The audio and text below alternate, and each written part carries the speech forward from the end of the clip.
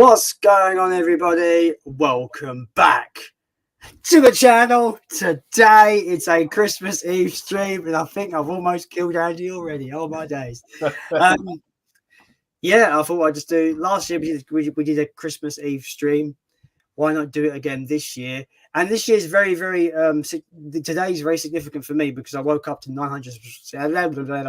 Let's try that again. I can't even edit this to talk properly. right, yeah. Today is very significant to me because I woke up to 900 subscriber Rooney. So thank you to everyone that has subscribed to this channel and watches my videos. I really do appreciate it. I'm here with Andy. How you doing, sir? Hi, Jason. Doing all right? Yeah. Big congratulations on your subs, and it's long overdue. Yeah. Another year, another Christmas. Like, where does this time go, man? I know. It doesn't feel like that long ago since we did the last one. I know. It's fucking scary. It's scary because at my old job, my manager, like he's not the big boss, but he was like my supervisor manager, and he was like, it gets to Boxing Day, and then he'll always put up a meme saying 365 days to Christmas. Not the day after Christmas, he'll go, "Get excited, guys! 365 days to Christmas." So yeah, he always have fun with it. So, but he's not joking because it goes like this. It goes so quick. It's unbelievable. Yeah. Generally, it goes so quick, and yeah. I've always found Christmas weird in the sense that it's all magical when you're a child. Like, you know, this mythical being known as Father Christmas just like gives you presents. If you're a good little child, you get Christmas presents. But when you become an adult, if you don't have children, I find it's a bit of a, like, you know, expensive one-day holiday, you know, with family and whatnot. It's a bit of a strange thing. It began as this religious celebration, and it's become the biggest commercial thing of all time. Oh yeah, but everyone still does it. I'm sure there's places in the world that don't celebrate Christmas, different religions and stuff. But when it comes to the Western world and Western society, Christmas is like big business, and it's over in a flash. You know, it's crazy times, man. Fun times, huh? Fun times indeed. I'm rambling. Andy, help me. How you been doing? How's your Christmas season been so far? Yeah, it's been good. Been catching up with some friends today from school. So yeah, no, it's been a really, really good Christmas Eve. But yeah, other than that, just been watching the usual spiel of Christmas movies. I've got a few left to go that I might finish tomorrow. But yeah, just been watching the usual Christmas movies, getting in the spirit. Yeah, we've got me and Sophie got a couple of films lined up tonight if we can get through them tonight without falling asleep. We're planning to watch Die Hard because that's a Christmas Eve staple, so it needs to be watched tonight. I've got the 4K that I've not actually watched it in 4K before, so that's gonna be a new kind of experience for me. And you haven't seen it for years, have you, Soph? No. So Sophie hasn't seen it for years, so it's almost going to be like a really big fresh rewatch for her. And there's a non-Christmas film that I always used to see on TV a lot, which is The Terminal with Tom Hanks. Yeah. So I love that. I adore that film. It's one of my favorite feel-good movies of all time. So definitely going to want to watch that this year as well. Yeah, but yeah, I've watched Gremlins this month. I can't think anything else Christmassy that I've watched. We were planning to see that Violent Night, but we haven't got around to watching it yet. Yeah, I enjoyed that one. Yeah, it looks fun by the trailer. It looks really fun. Yeah, it's one of those movies that just does what it says on the tin. You'd expect it to. Yeah. It's got David Harbour as well. You've got Hopper from Stranger Things just being a bastard, like kick-ass Santa Claus. Yeah. Yes. So, like, you know how Christmas is about, like, you know, people, you know, giving to other people, like, you know, it's not all about exchanging gifts, but that's the primary thing of, like, you know, people exchange gifts and stuff. But I'm terrible because I do the whole gift exchanging thing, but I also buy myself stuff as well because I'm a bastard. So I've got some pickups here that I want to show off. That probably two of these are like the deal of the year. You know the deal I'm talking about. literally the deal of the year. But Yes. I picked these titles from the charity shop too for £1. One is called Bliss, which I've not seen. I know that Leon from Leon Talks Film really likes this movie. But I thought for the DVD for 50p, I thought it was a worthwhile pickup. Yeah. So see what that's like. And I've seen, I swear, I don't know if it's Arrow that has this on. It's on the Arrow label, or it could be the Arrow Academy label. Not too sure, but I'm sure I've seen it on one of the boutiques. That's a film called Hagasusa. Hagasusa. Would you say that? Is that a Z after the A? It's lost on me, that one. It's a horror film. It's a it's a Dutch horror film, which just I've never seen it before, so it kind of intrigued me. So I picked that one up. And what else? So these two are like, this is the deal of the year. I don't think you can top this. There probably been deals during the year that I didn't know about that people have gotten, which will probably be better than this. But Amazon has been having a bit of a Christmas limited time sale on, and random titles have been going down to ludicrously low prices.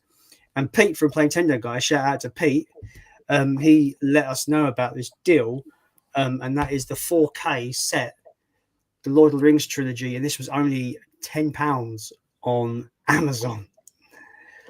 And I was a bit worried that it might have been like a mistake, but no. I ordered it on, what day is it? You ordered them yesterday. Saturday today. I ordered it on Thursday night, and it arrived. It arrived yesterday, or today. Today? You ordered them yesterday. Did I? I can't. They literally took a day to arrive. Just put it that way. But yeah, £10 for the 4K Lord of the Rings trilogy. This both has the theatrical and extended cuts. It's got 9 discs in it. You've got the same set, right, Andy? Yeah. But I did not pay £10 for it, unfortunately. But yeah.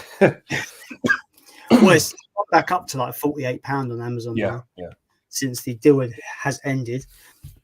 And the other insane deal that I got, bear in mind, HMV still sell this for like £40, is the Matrix trilogy, also £10 on 4K. Awesome. Not the biggest fan of this franchise. I do generally quite enjoy the first movie. I've not seen the new one, even though I'm kind of I've become more interested as the years gone on about the new one. So I might have to pick that up at some point and give it a watch.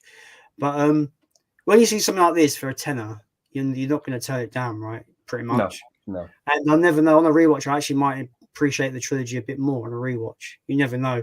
But yeah, I'm probably going to do a separate video on these and do a bit of an unboxing on these. But definitely the deal of the week. Apparently, according to Pete, he did say there was other titles that just ended. Harry Potter 4K set for £10, the Mummy trilogy 4K for £8. At the time, I didn't end up pulling the trigger. There was the Dark Knight trilogy on 4K for £12 on Amazon. But I'm not the biggest fan of that trilogy, so I've got the Blu-ray, and the Blu-ray does me fine. So I just kind of skipped on that one. But if I had more money, I probably would have gone a bit more ham on stuff. But I thought £20 for these two was just bang on the money. Just so good. Yeah.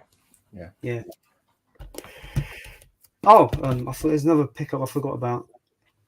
A new release that the Royal Mail lost. They lost it in the post because Arrow told me this was all dispatched about the 2nd of December, like really kind of earlier in the month, and it got to like the 20th, and I hadn't received it. And I was like, "What the fuck's going on? Where is it?" So I messaged them. They're like, "Oh yeah, we've done an investigation. It looks like it's been lost in the post. Would you like a refund or a replacement?" I was like, "I have a replacement." And thankfully, they replaced it for me. And that is the 4K of a film called Silent Running. Oh, nice. Film from the 60s, I believe. Is it? No, sorry, the 70s, 1972. The reason why I picked this up is because reading about it sounded really interesting for a sci-fi movie. But also, I've never seen Arrow put out a U-rated movie before. Yeah. So I thought that was quite a unique thing for Arrow to do. So I'm looking forward to checking this out at some point. But yeah, have you seen this movie, Andy, at all? I've heard of it, but I've never actually watched it in full. I've seen little bits and bobs of it, but I've never seen the film. Got, I forget the actor's name. What's the actor's name? Bruce Dern. Yeah, he's in the Burbs, the old military dude in the Burbs. Yes. Yeah, so I'm actually quite looking forward to it because I think he's a really good actor. So that should be good. Any recent pickups this month that you've picked up, like fairly recently?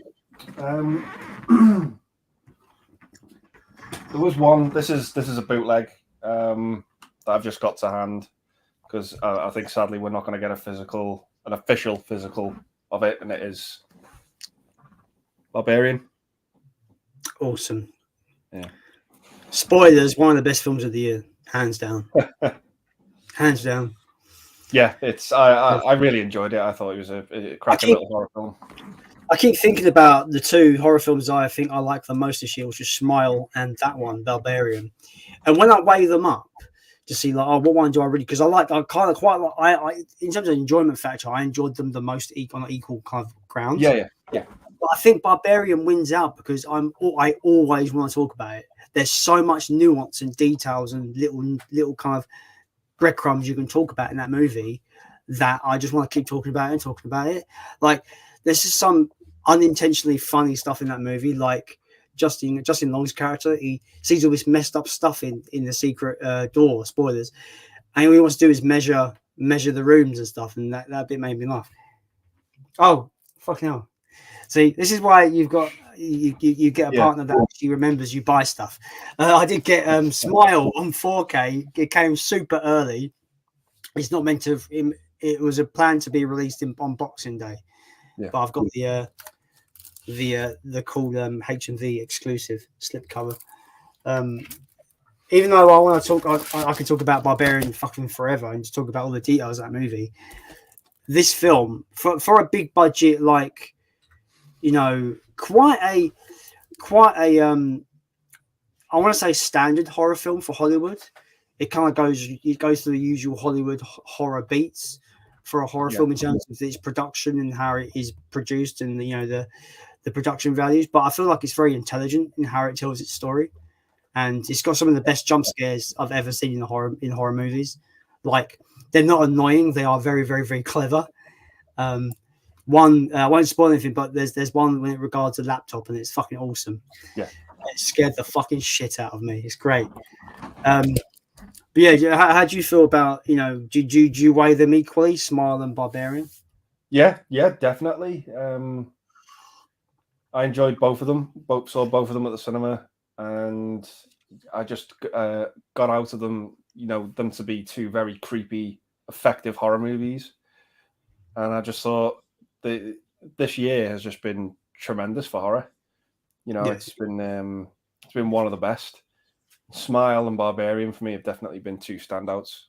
I think they've had fantastic casts, fantastic stories, and I've gone in really interesting directions, and I've really, really enjoyed both of them. What they've done. Yeah. I had a stream a little while ago with Leon, and we spoke about in depth about the year of horror and how it's been tremendous. Even films that I'm not in a rush to rewatch again, say like Scream 5, for example. I still feel that was a solid horror movie. It wasn't exactly, it wasn't exceptional by any means. I feel like they kept it quite safe. If you've seen one Scream film, you've seen them all pretty much in terms of its formula, and it follows that formula to a T in that sequel. But I still feel like it was a solid follow up to Scream 4, and did the necessary things to keep it fresh, like a fresh new cast, and not being focused on Sidney Prescott at all. Really, she's pretty much a side character in that movie, which I could appreciate because I feel like that character has gone through the same thing 4 times. It's a bit unbelievable at that point. You're like, oh, come on, guys. Wouldn't you move away if that shit was going to happen over and over again? You would, wouldn't you? It's so dumb. Yeah, anyway, let's get to some comments. We have Gary in the chat. Welcome to the stream, Gary. He says, Merry Christmas, Jason. Well, Merry Christmas to you, Gary. I hope you're doing well. I hope you're looking forward to the Christmas season. We'll coming up to the end of the Christmas season, but I hope the day of is going to be good for you. We have Jim Jam, Dudley, James, however you want to call him. Welcome to the stream, James. I hope you're doing well. I understand that you're working across the whole Christmas weekend, which kind of sucks. I find I feel for you, my dude, because I feel like No one should be working over Christmas. Everything should be shut. You know, everyone should be with their families and just chilling out and eating loads of food. Really, really fun. You know what I mean? Like, so the fact that you're having to work, James, I feel for you, man. I hope you have time to celebrate and spend time with your family. We have Gareth of Video Tasties. Welcome to the stream. Hey, Gareth, whatever your name is, I've forgotten. I almost said Gary, and I'm a twat. Anyway, Video Tasties, Gareth, I hope you're doing well. I haven't said this yet to Gareth, but he crossed 1,000 subscribers a little while ago, so congratulations there. Man. Like, he's been really just like pushing on YouTube recently. It's been really good to see that. We have Josh, Classic Reviews. Welcome to the stream. How you doing? Well, Josh. Hey, Josh. We have Mike, Cinema Axman. He says, "Merry Christmas, guys. Hope you're well." We're very good. I'm good. Hi, Mike. And it seems good. I hope you're well, Mike. Have a good Christmas. James said he's just finished a busy shift. Well, I hope you aren't too tired to chill out tonight and try and spend a bit of time with your family. I know you're working tomorrow, which again, I'll iterate that I find that is a bit shitty, to be honest. Like, if you know, the fact that the employer expects you to work it is a bit out of order, in my opinion. Yeah. So I bet that employer's at home nice with all, you know, with his family, with their family, he or she, whoever the employer is. So I just feel it's a bit of a piss take. But yeah, what do you think about that? You know, people made to work Christmas Day. It's really harsh, isn't it? I mean, yeah, I'm not the biggest, obviously not the biggest fan of making people do it, but it is pretty harsh. Yeah. It's just, I just feel like it's a bit, you know, because at my job, the rule is like no one's allowed to book holiday in December. So December, everyone's expected to work that month, which is fine. It's the busiest month of the year. Fine, that's understandable. But they're closed Christmas Day, so everyone's off Christmas Day. I'm fortunate that I've had today off. I've got tomorrow off, and I've got Boxing Day off. But I'm back into work on Tuesday. But yeah, basically telling your staff you know you can't spend time with your family. You've got to come to work is a bit of a piss take. And I understand James works in a restaurant. So that just tells me that loads of people at Christmas are like really lazy and don't want to cook. They go somewhere, they make someone else miss their Christmas Day to cook for them. Bunch of bastards. Anyway, enough of that bullshit. Let's move on. Sean Sheridan in the chat. Welcome to the stream. He says, "Congrats on 900, Jason. Ever seen the what's that? A Ref for Christmas? The Ref, yeah. It's a movie. It's a Christmas movie called The Ref. No, I've not seen that. No, I'm not really into like Christmassy Christmas movies like that. Yeah. Especially, you know, I've not seen stuff like National Lampoon's Christmas Vacation. I've not seen it before. Like that's not really the kind of movies that I kind of gravitate to. Probably the most Christmassy Christmas film that I really love is Jingle All the Way. Yeah. That was one I rewatched yesterday. Yeah, I know for a fact if I ever have children, that film's going to mean that I'm going to see that movie in a completely different light, because it's basically about a father forgetting his son's Christmas present, and it's like, holy shit, he's going to get the Turbo Man. It's one of the Turbo Man doll. Yeah. I love the sequence of that movie where he's going around all the shops and they're all just laughing at him. Yeah. All the shop staff are just laughing their heads off because he's like super late at getting the Turbo Man. Yeah. We've got Booster. Nobody likes Booster. Oh man, Booster is underrated. It is Booster. I'm getting that right, yeah? Yeah, Booster, and I've drawn a blank on the villain of that film. Doesn't the guy in the Booster mascot get beat up by loads of kids because no one likes him? Yeah. They don't go away, Booster. No one likes you. They just beat him up, like something that's like in the movie. I don't know. Yeah, I love that movie. Yeah, same. Love it. We got Jason, the old millennial. He says, "Happy Christmas Eve, Jason and Auntie." Well, thank you, man. I hope you're gonna have a good Christmas, and I hope you're enjoying your Christmas Eve. Jason also says, "Did you see Violent Night, Jason?" No, I haven't, unfortunately, but I do plan to see it at some point. but like that's with almost every movie.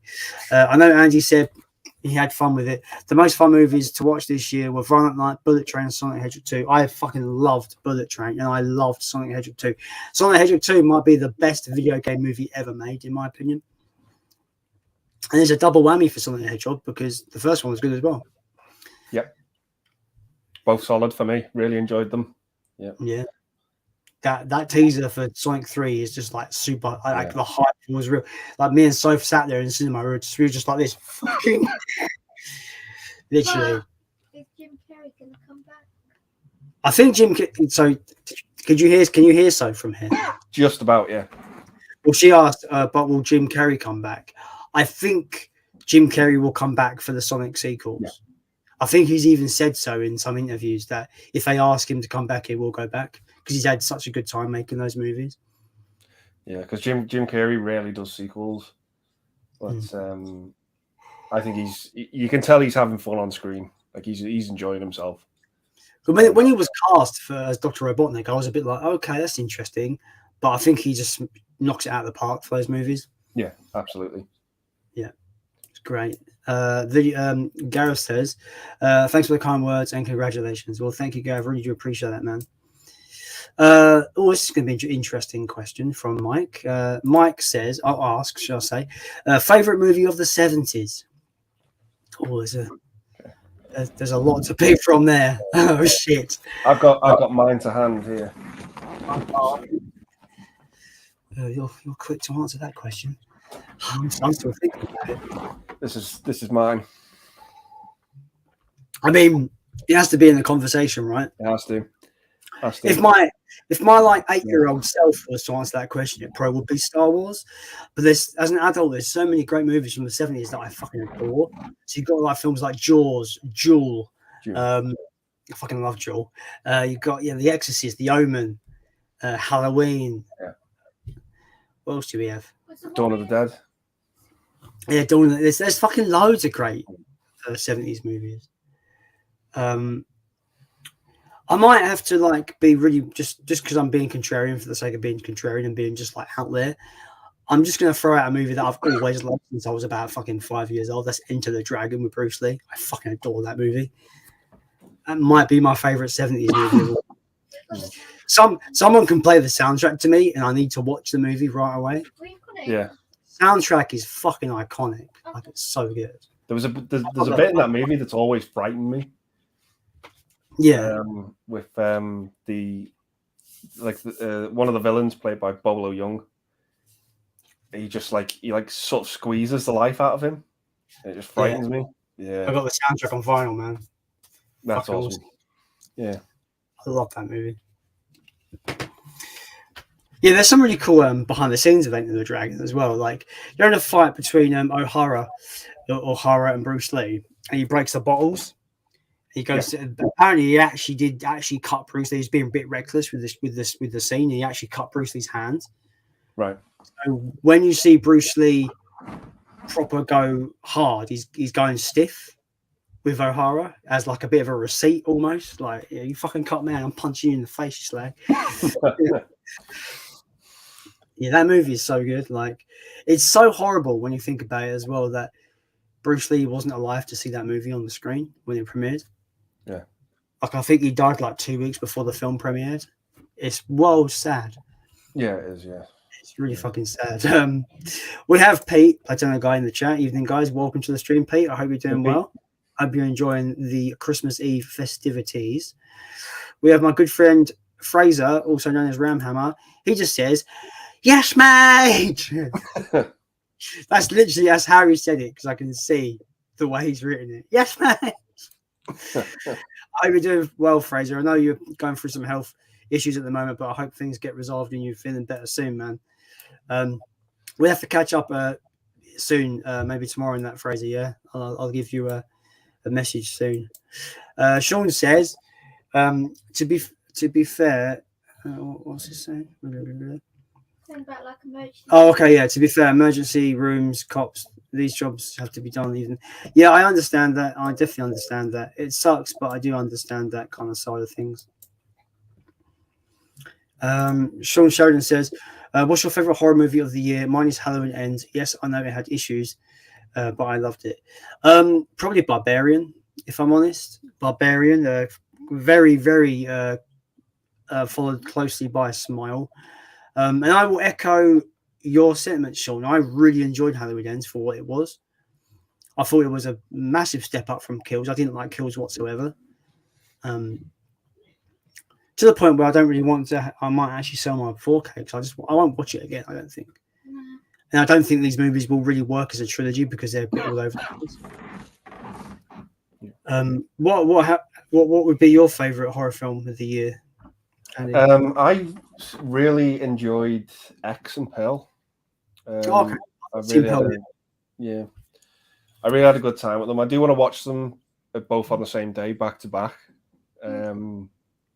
Just try and see if that enhances my enjoyment of them. But I thought they were fantastic. Really, really enjoyed them. And I also do share the thoughts on Halloween Ends.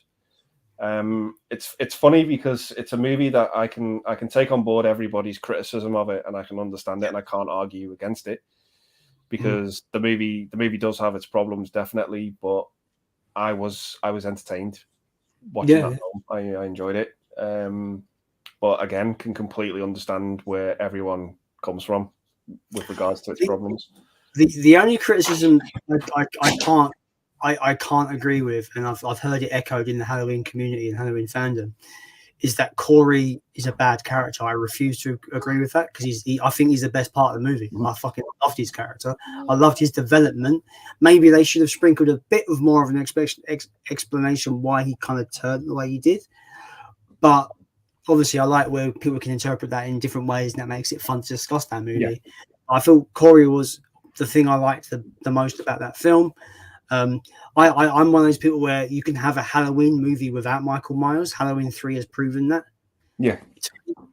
And yeah, I think that film there's one moment in that movie where you're either going to go, nope, fuck this movie, or you're going to be like, yep, I'm fucking on board with this. I'm excited to see where this goes.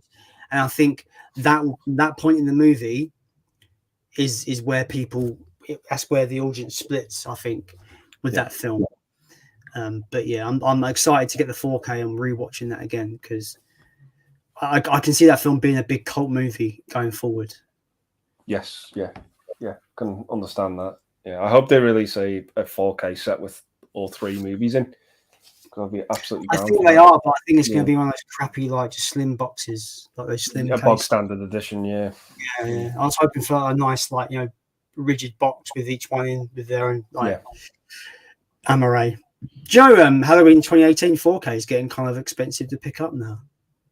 It's kind of getting difficult to find because every time I look it up, it's always out of stock in HMV. Because I only have the steelbook, I don't have just a regular Amaray of Halloween 2018. But whenever I look it up on like eBay and that, it's always almost full price, pretty much like 20-25 quid. Yeah. But I don't know whether it's out of it's probably out of print now by this point, probably. But I mean, I'm hoping for a nice, a nice big, like bulky box set of those 3 movies. Yeah. Jason the Millennial says Jim Carrey kind of disappeared after Kick-Ass 2, but has made a resurgence with the 2 Sonic movies. Yeah, I heard that. Wasn't he didn't he go like very anti-firearm for a long time after that movie, and he almost kind of sabotaged that movie by saying don't go and watch it? Kick-Ass 2. Yeah, I think so. I think he had a lot of problems going on in his personal life as well. I think his ex-partner passed away, and there was he took a back seat from movies. Yeah, I think, and then he gradually came back. I think with TV, and then it was the Sonic movies, sort of put him back into the limelight. But yeah, I actually enjoyed Kick-Ass 2. I wasn't as good as the first for me, but I did enjoy it. I saw it in the cinema when it came out, but I can't for the life of me tell you what happens because I don't remember it at all. I don't really remember the first one that much. I might have to give those a rewatch in the future, I suppose. Right, I knew this question was going to come up regardless of when we did this stream. Yeah, it comes up all the time. and Mike is the ballsy axe man to ask us the question. Right. So you know this is going to happen, guys. This is going to happen. In all seriousness, is Die Hard a Christmas movie? Settle this now. Right. I'm going to kick this off. So I would, if you asked me this 5 or 6 years ago, I would have been like, it definitely is. Fuck you for saying it's not. I would be very like aggressively, like passive aggressive. Yes, it is. These are the reasons. You are wrong. But as I've kind of grown up through these last few years, I've kind of mellowed on the idea of being aggressive about my answer because I've thought about it very much so. And I think it's a perspective thing. So, but just for the record, I believe it is a Christmas film, and I will get into my reasons why now. So, growing up, this film was always on TV. ITV for this matter. ITV always showed this movie at 9 p.m. on Christmas Eve when I was growing up.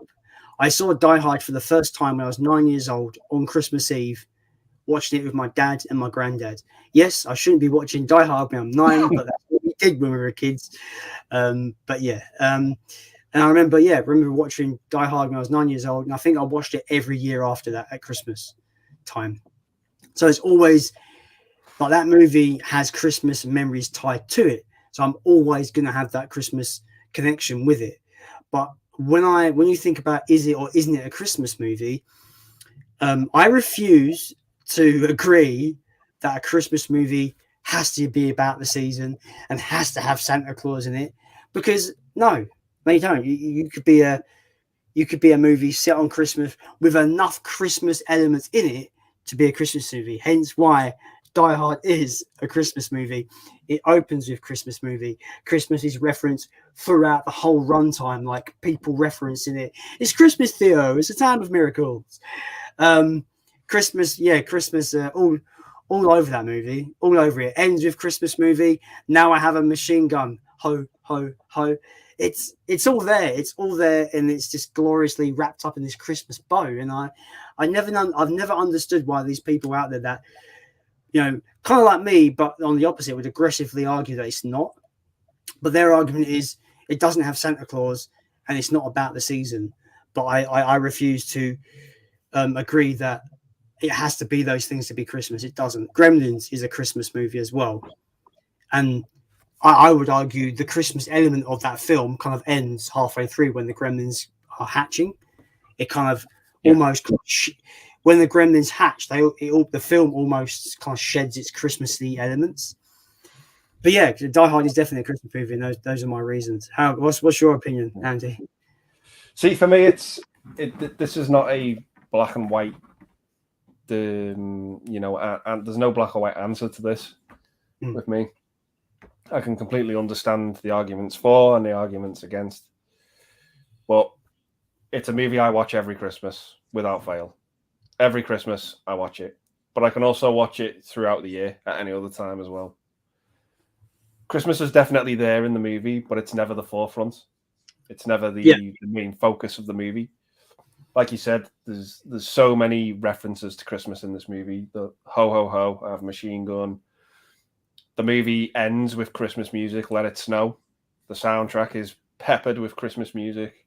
The whole movie takes place on Christmas Eve. The setting is the office Christmas party. Yeah.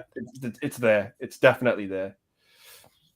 But it's never the forefront. The forefront is John McClane picking off these terrorists one by one and saving everyone in the building. That's the main focus. But I don't know, man. It's so good, that movie. I just absolutely adore it. I'm just going to ask this question. This is just a general question to everyone in the chat. Give me, if you don't believe this is a Christmas movie and you want to give me an answer, I'm going to ask you this question: why can't a one man versus everybody action movie be a Christmas movie? Why can't it be that? Because Die Hard is very much that. Anyway, that's our answers. But like I said at the beginning, I feel like it is a perspective. And I've done nothing but grow up with it being on TV at Christmas. Yeah. So it's always going to have that connotation there. And my first ever memory watching that movie was at Christmas. So, you know, Bruce Willis can come out and say it's not a Christmas movie, but that will never, ever take away my Christmas memories of that film. and my Christmas connection. So there's no one taking that from me personally, you know. Yeah. So that's why I say it's a perspective thing. Yeah, that's how that. I hope that answers your question, Mike, the best of our ability, I suppose. Soph says, "Hi, Soph." She said, "Definitely liked Corey. Yeah, I think he was the best part of the film." No, but I liked Corey. Oh, okay. Yeah. Anyway, Sean Sheridan says, one horror movie I really enjoyed this year was X. Mia Goth aside though, I think it was overrated. Yet, yes, a nice throwback to 70s horror, but the story was something done many times before. What see, I need to give X another a proper like rewatch to really kind of ground my opinions on that, because I came out of the theater a bit underwhelmed on my cinema trip to see that. I wasn't sure how I felt about it. I felt it was well done, like really well done, but I don't know whether it clicked with me properly as a horror film. But what I like the most about that movie is all the little nods to the 70s. Like this is a group of kids that want to capitalize on the VHS boom, and the best way to do that is to make porn. I thought that was hilarious. I thought that's such a fun kind of way to like give a nod to VHS, and and the boom that it became in the late 70s. Yeah, or it became even a bigger boom in the 80s, of course. But yeah, I liked the little nuances and subtleties of that film, but as a whole piece, I need to rewatch it to really ground how I feel about it, because at the time I was kind of a bit mixed on it. That's just my opinion. How about you, Andy? Me, I enjoyed the film. I went into it. I hadn't seen any trailers, didn't read any synopsis or anything like that. I went into it with a completely clean slate, and I just had fun with it. Absolutely had fun with it. Loved the look of the movie. I thought it was great. There was one sequence in particular where she was just in this lake, and the alligator was coming into the shot, and I just thought it looked stunning. And I was just wondering where's this going. Yeah, I really enjoyed it. I like the characters in it as well. I like the setting, and I just overall had fun with it. And I didn't know at the time that we were going to get so many other good horror films as well. I was just in awe of the plethora we got. But I have to say, I really enjoyed it. Really, really had a good time with it. I'm looking forward to rewatching that one, because I feel like I can see myself liking it on a rewatch. Because I didn't hate it, I didn't dislike it. I was just a bit like, it didn't click for me that first time around. Maybe the second go around it will kind of come together as a full kind of work for me. So I'm hoping it does that. Sean Sheridan says, in the sense of group of people go to a remote location getting killed for some reason, something we've seen many times before. But I think that's what it was. It was trying to be that kind of throwback to 70s slashers, really, wasn't it? Texas Chainsaw Massacre and I definitely felt it was paying homage to those types of movies. Yeah, that 70s grindhouse slasher type of film. My favorite piece of dialogue in that movie is when everything is over with and the police are at the location, and they find the camera and the videotapes, and it's just like, what the hell went on here? Some goddamn, well, I forget what the exact quote, but he's like, some goddamn horror picture or something that he says. It's like the way he delivers it is like so good. Does he say something like some fucked up horror picture or something like that? He says, yeah, something like that. Yeah, I forgot the actual like piece of dialogue, but I just like the way he says it. It's just funny. There's a lot to like about X, but I need to rewatch it to let it all kind of click for me. I haven't seen Pearl yet, so I'm looking forward to giving that a watch. I know that's had a lot of mixed opinions. Like you yourself really enjoyed it, but I know people like Leon just didn't like it at all. Yeah. So did you like it, Pearl? I loved it. So loved Pearl, so that's cool to hear. Yeah, I'm sort of hearing that if you were a fan of X, you weren't necessarily a fan of Pearl, and if you were a fan of Pearl, you weren't necessarily a fan of X. That's the sort of general gist Oh, I've been okay. hearing, mainly from people. But I was someone who enjoyed both equally. Yeah, I just enjoyed both of them. Very different films as well, I've heard. So Yes, you know, yeah, I guess taste is a big maybe it's a taste thing, because yeah. if you've seen X and you're going into Pearl and you're expecting a similar movie to X, maybe you might be disappointed, because I've heard it's not. It's pretty much not that. But I'm intrigued. I think Mia Goth is a great actress that I think could probably, from what I've heard, does carry the movie really well. So hopefully that's good. Jason Mayer says, "I don't feel Die Hard is a Christmas movie because Christmas is the main is not. I guess he means not the main subject matter. It's an action movie dealing with a hostage situation." He says, "I mean, Christmas is not the main subject matter." I understand that, but like I said, for me, it's more to do with like my connection to Christmas with that movie. Yeah. And what it means to me as a film, and it will always be a Christmas movie to me because I watched it at Christmas for the first time. It's always been on TV at Christmas time, and that just tells me that a lot of the TV stations over here think it's a Christmas movie. Yeah. But you know, we've heard Bruce Willis come out and say it's not, but you've not seen I forgot the fucking guy's name. McTiernan. What's his first name? John McTiernan. Yeah, I've not actually seen him say yes or no to that question. You know, Yeah. man, John McTiernan. That's a name no one mentions when you talk about action cinema. Holy fuck, is he a good? He's a fucking good director. Yeah. He's One of the best. He's made 3 of my favorite action movies. Predator, Die Hard, and what's the other one? Well, it's not to everyone's taste, but the third one that I really enjoy is Last Action Hero. Oh, I love that film. I love that film. I love how that film kind of just like, it's literally telling Arnold Schwarzenegger's action career by taking the piss out of it at the same time. It's so good. Like it's so well done. That's the last comment for the time being. Yeah, so I'm just gonna move on to like do you still have a stack of movies you plan to watch over the next couple of days? The only ones I've got left are, I always watch the Die Hard trilogy roundabout or near enough to Christmas. So I've got those 3 movies to go, and I have Muppet Christmas Carol left to cover. That's sort of my quota for the Christmas period. Done then.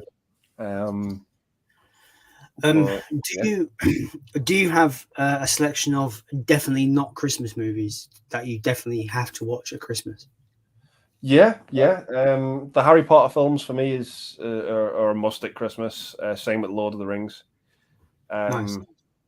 Yeah. Muppet Treasure Island is always one I watch near Christmas as well. And there was a tape I had when I was a kid, because I used to take movies at the time of Christmas, when Christmas was coming around, and Willy Wonka and the Chocolate Factory was one, and The Page Master was another one. Oh man, I fucking used to love the Page Master. Yeah, I love The Page Master. It's not a very long film, but it's one of those movies that blends live action and animation really well, I think. It's got one of the best sort of transitions I've seen in movies from live action to animation. I think it's great. I remember the I don't know if it's paint or something, like it's all like coming out into the library, and it forms a dragon, like it formed into a dragon. It's chasing Macaulay Culkin's character. I always thought that looked really cool as a kid.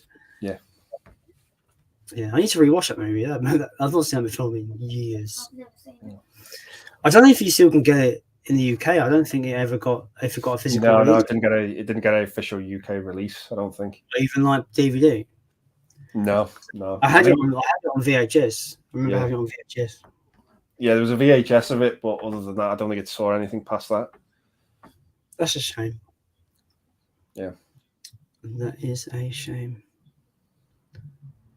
I'm trying to think of what, like, definitely not Christmas movies that I watch.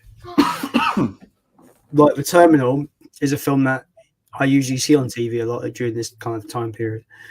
I love that film. It's one of my favorite feel-good movies ever. I love that film. It's really sad to hear that the actual guy it's based on died this year, which is really, really sad. But it's crazy to think that kind of something like the terminal can actually happen, where a guy turns up and it's like, oh, technically your country is no longer a country, so you don't have a place of origin, so now you can't leave this airport. It's fucking baffling that thing happened to someone, and I can't remember. The time frame. Like, how long was he there for? Do you remember? I can't remember how long he's there, but he's not off the top of my head.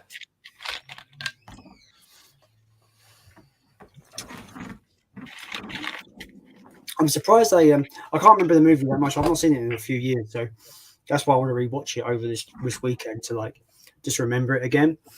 But like, if he's been told he's not allowed to leave the airport, like they should be able to. They should have like given him proficiencies and stuff to make sure he fucking can survive or however long he's there. Because I'm sure he just like wanders around and like sleeps on like the benches and stuff. Yeah, he just has a sort of set up camp, this airport. Really, really love that movie. I need to give it a rewatch this weekend. Jason the Armadillo says, I don't remember people saying Die Hard is a Christmas movie while I was growing up. I assume that's a recent thing. Now, like, I'm not saying people did say that when I was growing up, but it was always on at Christmas, so I've always had that connection to that film. But like, I can't remember when the debate really began, to be honest. Like, you know, it's as an adult, it's always been a debate at Christmas. You know, Die Hard, is it a Christmas movie? Yeah. But we can just simplify it, you know, like, I can be really simple and go, you know, I don't want to be a part of the debate anymore. Die Hard is just a movie I really love at Christmas time. Like, as simple as that, basically, you know. But yeah, I don't remember growing up people saying it was a Christmas movie, but it might be a recent thing, like in the last 10 years or so, or maybe last 20 years, like maybe from the beginning of the 2000s, maybe it was started to become a thing. But like I said, it's all about, I have a Christmas connection to that film, so it always will be a Christmas movie to me, regardless of if Christmas is at the forefront or not. That doesn't really matter to me at all.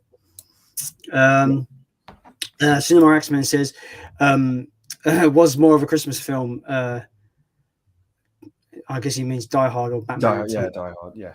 Die Hard, yeah. Like, I think Batman Returns, I think it's really, you've really got to pay attention to notice the Christmas elements to that film. They're there, but they're super subtle. And also, Batman Returns sucks, so there's that as well. I think that's really going to watch that, Mike. I'm sorry, Mike, but I rewatched that here and I thought it was crap. I thought it's so, like, I watched the first two back to back, and 89 Batman is still just so good. Tried to rewatch Batman Returns, and I thought it was crap. I'm sorry. Like, if you enjoy it, of course, that's not going to affect your opinions. You know, I wish I could enjoy it as much as you. But saying that, I got the 4Ks recently, so I will be rewatching it again on 4K. So yeah, maybe my opinion will sway. But as it stands, I didn't like my earlier in the year rewatch of that movie. Okay. But yeah. To answer that question, Die Hard. Because as it stands, in my opinion, right now, Die Hard is a good film, and Batman Returns is not. He's repeated the same question because I can tell he got like all the typing messed up. Yeah. So he just typed it out properly. I thought of a film. What I class as like a Christmas. Can you hear Soph? Yes. We'll come over a second, Soph. I'll make my guest appear. We have a guest. A wild Soph has appeared. Wearing my t-shirt. Don't expose me for stealing your clothes. Yeah, one film I always think of as like, well, it's not a Christmas film, but it was always on at Christmas, is Wizard of Oz. Yeah. I used to watch that at Christmas. Or like Boxing Day, it was always on. The Wizard of Oz? Yeah. Not Return to Oz, we don't talk about that film. You don't want nightmares at Christmas. No. I'm going to rewatch it though as an adult and see what I think of Return to Oz. I watched this video. It was about like comparing the Wizard of Oz movies to the books that originally was written. And apparently, the guy was saying, like, if you compare the books to the movies, Return to Oz is the most faithful movie to the books. Which is crazy. Because the books are really dark, apparently, for children's books. I don't even know what the age rating is on Return to Oz. I think it's you. You can get a Disney DVD of it. That's a you. That film. I think Return to Oz was a U. Yeah. Oh my god. I'm not sure. Because I've picked up the Disney DVD. It might be a PG, you know. Even though a PG, that's terrifying. That film. Hang on. I'm just gonna go and check something. Hang on. Do you have it, Andy? I do. Yeah. You've made him doubt himself now. I'm sorry, but I don't know myself. I'm just like, because I just refuse to believe that movie's a you. Right. Yeah. It is a PG. Oh, Yeah. I was right. Yeah, that's good. Yeah. I do want to rewatch it, but it was always what's the witch called?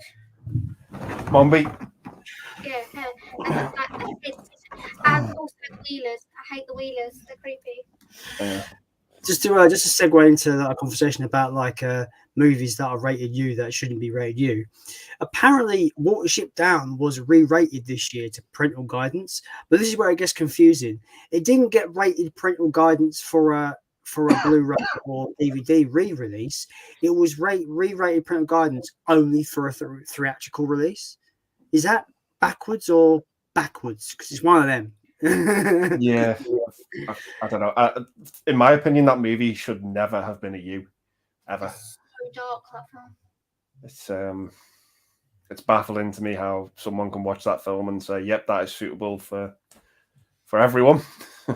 There's this really nice BFI 4K release that's come out. I think it's already come out of Watership Down, and it's a U. Ooh. It's like the what's the program you talk about? The Animals of Oh, Father Wood. Animals of Father Wood is fucking horrifying. Yeah. Animals of Father Wood is literally depression. The animation is fucking well bleak. It's the one you showed me with the was it the turkey or like the chicken? Oh, it's so And fucking. his wife gets It's killed and he sees him in the pie. it's so grim. It's a kids show, guys. A kids show. It's so fucking grim. The Jason Man says, then again, I saw Die Hard once and didn't care for it, so I don't remember a lot about that movie. Fair enough. Fair enough, Jason. Fair enough, man. I think I've upset Mike.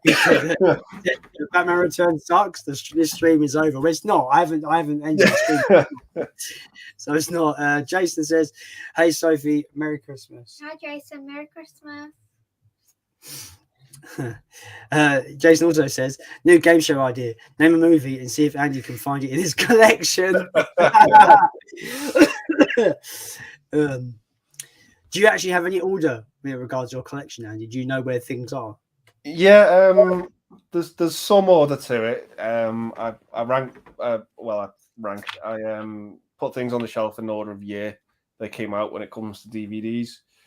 But this shelf behind me is just my go-to shelf. This is all like my stuff I watch the most. Stuff that has rewatchability for me. And then up on the top are just box sets by label. You got Second Sight, Arrow. There's some Disney stuff up there as well. But yeah, that's the only reason. That's how I organize it. Yeah. Mainly cool. By year. I really like this question that Jason's asked, because it's like just sharing how we do things in different parts of the world. So it says in America we have G, PG, PG-13, and R. What do you have in the UK? So in the UK we have U, that stands for universal, so it's for suitable for anyone. We have PG, which is obviously parental guidance, the same as America. So some parents might want to just check it for their children. We have 12, which is not suitable for anyone under the age of 12. For theatre releases, we have 12A, so that means anyone under 12 can see the film if they're accompanied by an adult. But we have a 15, which is obviously anyone under 15 can't see the film. And then we have 18. So I don't know, because it's weird, because usually PG-13 movies that come over to the UK are usually rated 15, if I'm correct. Because I think the second Venom movie came out as PG-13 in America, but when it came over here, it was a 15. So yeah, I think R is usually an 18 over here. I think I do know that America has NC-17, but I don't think that's really for much things apart from maybe porn. Like, I don't know. Yeah. What? I've heard. Do they have X as well? Like it's rated X or something like that? I'm not sure. I'm not. Yeah. It used to be an old UK rating, didn't it? Because we used to have I think we had like A, G, X or something like that in like the 70s or whatever. I can't remember. I wasn't born then. It's really weird though. Just to let you know, Jason. Like for the most part, I generally refer to movies. If usually when a film comes out, I usually will say, "Oh, it's a PG-13 movie." Like I usually reference the American rating, which is quite strange, or I reference the R rating because they're so widely. It's so widely known that I don't usually use I don't use the UK classifications because it's so easy to say I really want an R-rated Critters movie. I just think that sounds cooler as well, rather than saying I want an 18 rated. It's obviously it's quicker to say for one.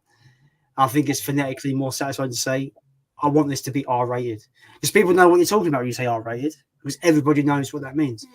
Not everybody knows what you mean when you say 18 rated. No one, unless you're in the UK, you don't know what that means. So more often than not, I tend to use the American classifications like that. Jason also says, so you have one extra rating. It sounds like R is 17 or 18, I think. Cool. But yeah, when I said when I said 12A, that's only for theatrical releases. So when they come out on physical, they'll just be a 12. Yeah. So 12A for theatrical releases, and then when they come out on media, it'll be just a 12. So I'm going to ignore 12A because it's confusing. PG 12, 15, 18. Yeah. And there was a few years ago, I think it was about maybe like 10 or 15 years ago, there was rumors of a 21 rating, and I don't know what that was for. But I remember seeing like a logo, someone made a logo for it, like the BBFC 21 thing. Yeah. I'm not sure what that was for, but it never came to pass. Don't think we need it. I think 18 is fine. Yeah. I don't really give a shit about the classifications anyway. I just, if the film looks good, I buy it. Yeah. I remember when I was collecting movies when I was younger, and obviously I couldn't buy at the time 15s and 18s. It was just such a pain in the ass. I'll tell you what a fun story about me. When I turned 15 and I had some money, and Nan gave me some money, the first movie I bought that was a 15 rated was South Park Bigger, Longer and Uncut. Yeah. And I was so excited to be able just to go up to the register and just buy it. Yeah. That made my birthday. That did. Yeah, that was great. That was. But yeah, I don't really care about ratings anymore. Like this is a U, but it looks really good. So I picked it up. I recently picked up Casablanca, which is a parental guidance. Just a great 40s movie, like really good. Highly recommend that one if anyone's not seen it. Yeah. But yeah, do you find yourself referring to the American classifications? I do it a lot. Sometimes, yeah. It took me a long time to sort of learn what each one meant. But yeah, I do say if I want like a violent version of a movie or like an adult version of it, I do say R-rated, like an R-rated version of whatever movie. Yeah, R-rated ET. That'd be fun, wouldn't it? Yeah. They'll get to the fucking police blockade and all the police just shoot the kids with shotguns. It'd be brutal. Yeah. R-rated Sooty. Yeah. Whatever that would be like. I wonder if Americans get Sooty in America, whether if it's syndicated over there. I'm not even sure if it is or not. Yeah, it's like the most British kids show you'll ever see. Yeah.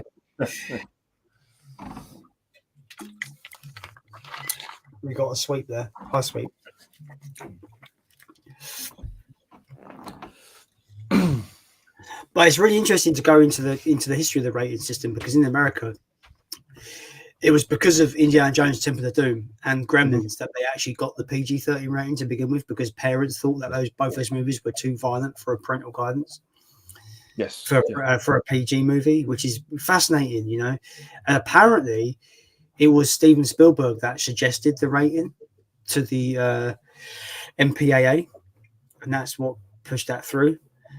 It's crazy. Like the idea that those films came out as a PG is crazy. I think my copy of Gremlins on 4K is a 12. Yeah, my copy of Gremlins on 4K is a 12. Oh, I know what I was going to mention. Okay. What? You know, we was talking about Point Break. Point Break? Oh, yeah. Keanu Reeves.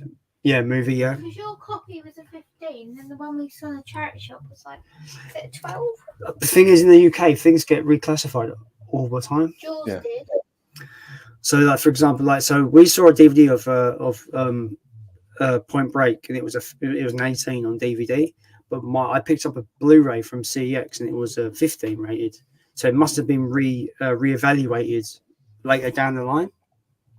Yeah. It's like with Jaws. I think Jaws came out in the UK in 1975 as a PG, but it's since been reclassified as a 12.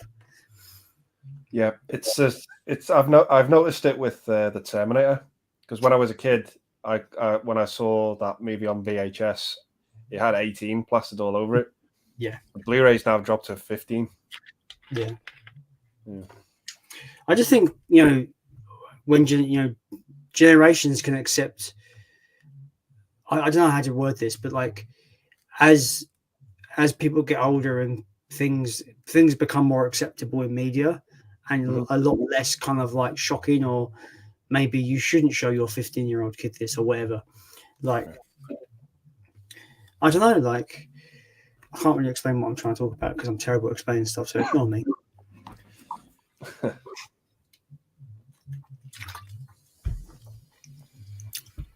Jason says, I don't think there was a rating system until the late 60s, maybe. If you watch movies before the PG-13 era, you'll see PG movies with brief nudity and other stuff that would surprise you today. Interesting. Okay. Like the idea of like, you know, the obviously like the VHS, we had the video nasties kind of movement from the government in the 80s over here, where certain movies were kind of basically condemned by the government and taken off store shelves. That kind of thing really kind of like fascinates me. And because like there'll be loads of movies that had no, because like obviously pre-certification movies, and I looked some of those up and they're really expensive. Before we had the BBFC, I think the BBFC was formed because of the video nasties movement, right? I find it absolutely nuts that there was a list of movies that the government said if you had these in your possession, you could do time in prison for owning them. I find that just absolutely nuts. And yeah, like I've always found stuff like that fucking ludicrous, because I feel like once you turn 18, you're an adult, and regardless of what a movie has in it, you're an adult. You should be able to consume what you want.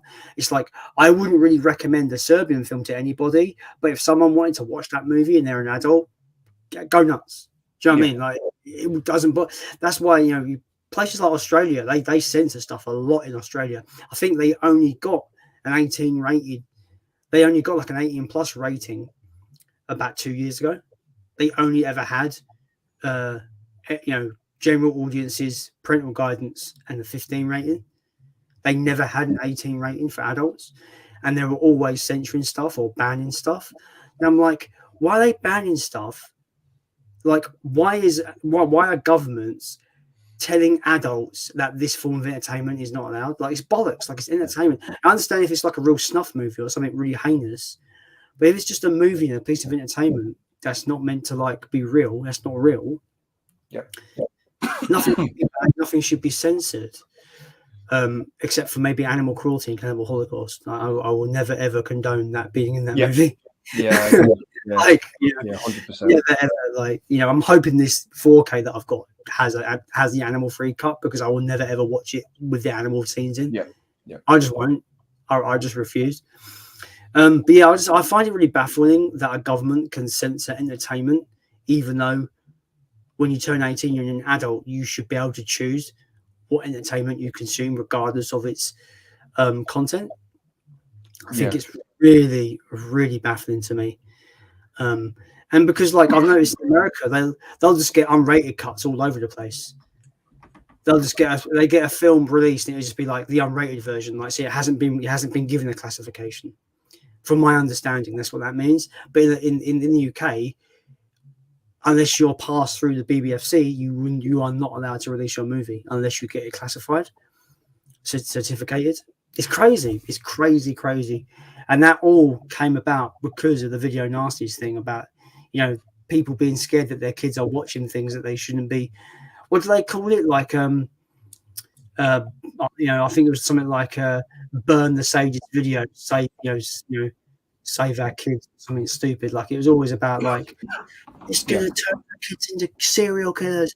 I mean, hopefully people have climbed mellow. The thing is, people still do that now. Like, there's a lot of gun violence in certain parts of the world.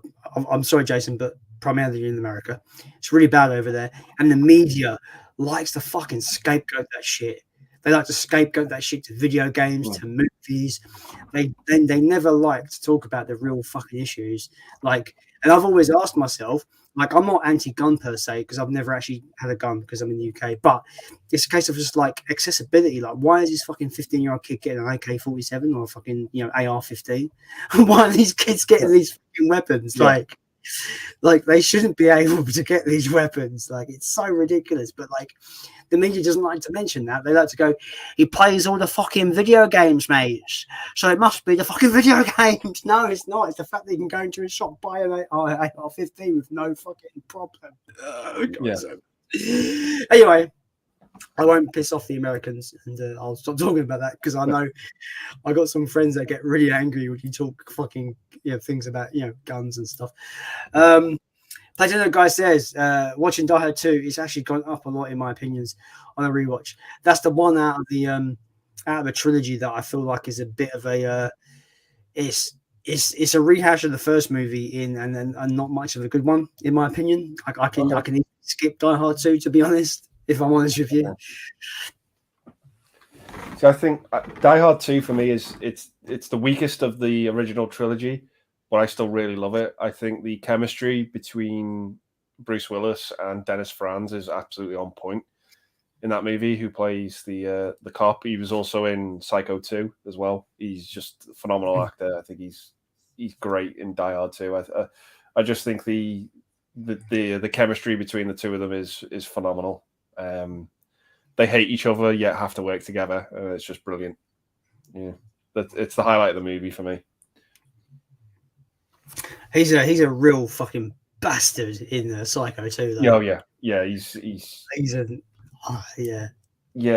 not a very nice bloke in that film. No. Pete says, also congratulations on the 900 subs, Jason. Well, I really do appreciate it, Pete. Thank you very much. I will be honest with you guys. I'm expecting me to drop subscribers because I feel like every time I've hit a milestone, I kind of just like drop. Usually it's like YouTube just like deleting like dead channels or dead accounts or something.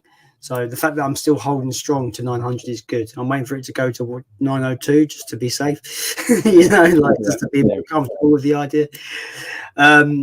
Sean says, favorite movie of the year? Mine was The Batman. Now, I haven't decided on mine yet. I need to really think about what I've seen and how I would weigh them up. I do have a video coming out towards the around the next week or so, talking about favorite movies of the year and stuff like that. So I don't really want to spoil that video. So I don't have an answer yet, but by the time that video comes out, you'll know the answer pretty much. Yep. How about you? I think for me, it's gonna have to be Top Gun Maverick. There's a lot of buzz about this film, and I was saying this to Mike earlier today. I said when that movie opens, the music and the soundtrack, it made me feel nostalgia for another movie I've never really felt nostalgia for. Wow, If that makes sense. Yeah. Yeah. It made me feel pumped, and it gave me the feels for this other movie that I'm not particularly a big fan of, because the original movie is not the best movie ever. It isn't. But watching the opening scenes to the new sequel really gave me nostalgia for it in a very strange way, because I don't really care for the original movie. Yeah. But to do that, I think it's quite impressive. Big time. I've not seen that film yet. Yeah. I'm hoping to see it before I kind of compile my favorite movies of the year and stuff like that. Yeah. Because I feel like it's probably the biggest movie of the year. People are talking Avatar 2. I couldn't care less about Avatar 2, even if I wanted to. So I don't think I'll be seeing that this year. I don't know when I'm going to see that movie, because it's a sequel to a movie that I really don't care about, and it's also 13 years too late, and it's 3 hours 10 minutes. I'm just like, really? And also, James Cameron is a giant knob. I'm sorry, but he's a giant knob. Yes, yeah. For this, this story you were telling me about him with the fans, yeah. So there was a showing. There was like a screening in America. I think it was America. And he's come out, and there's people waiting to shake his hand and get autographs. He barges past all of them, and then flips them off. And I'm like, I don't know if I want to support his movie now, because he seems like a colossal cunt. Yeah. Not the best way to treat your fan base. Absolutely not. Especially when especially when you've spent like $2 billion on a movie that you've got to earn $2 billion back to make it even, but then you treat your fans like shit. Yeah. That's not gonna make me want to go and see a movie. That's probably not going to make people want to go back and go and see the movie for a second time, because I feel like the first Avatar became the biggest movie of all time because word of mouth was very strong about that movie. People went and saw it, and they told their mates, and all their mates went and saw it, and all their mates with their mates together went and saw it again, and you had a lot of returning moviegoers with that. I reckon I guess that's how movies make money. Like, I saw The Force Awakens twice in theaters when that came out, so I feel like returning viewers is a big thing for movies. But stories like that, with him being an absolute colossal dickhead, I don't think that doesn't look well. It doesn't look good on selling your movie at all. No. No. And again, I generally, people talk about the visuals being amazing. You've seen it. You telling me the visuals are outstanding. Mm-hmm. Which 13 years later, I would expect. I would expect it to be amazing. Like you can't tell me that it's like, the visuals are all right. 13 years later, they're all right. No, I'm expecting them to be great because it's James Cameron. He always likes to dabble in up in the technology and up in the production of some stuff like that. But I just don't care. I genuinely don't care. But going back to my original point, there's some movies that I want to see before I compile my favorite movies list because I feel like there's films I need to see, like Maverick and Violent Night. I want to see that. And what other films did we think about? For next year. No, this year, the films we've missed. Men. Oh, Men. We've got that to watch. No. Have you seen that, Andy? Yeah. I enjoyed it. Yeah. Oh, is it good? Yeah. Northman. The Northman. I've got that on 4K. I need to watch that as well. What's the Top Gun? Yeah. Terrifier 2. Oh yeah, Terrifier 2. I've got to watch that as well. I enjoyed it. I really enjoyed Terrifier 2. I need to get all this stuff in like in the next week or so, because I don't, if like I'm saying to myself, don't rush this video. If it comes out, a week into January, who gives a shit? It's still within the window of the new year, so it's fine. So I still got a bunch of stuff to watch.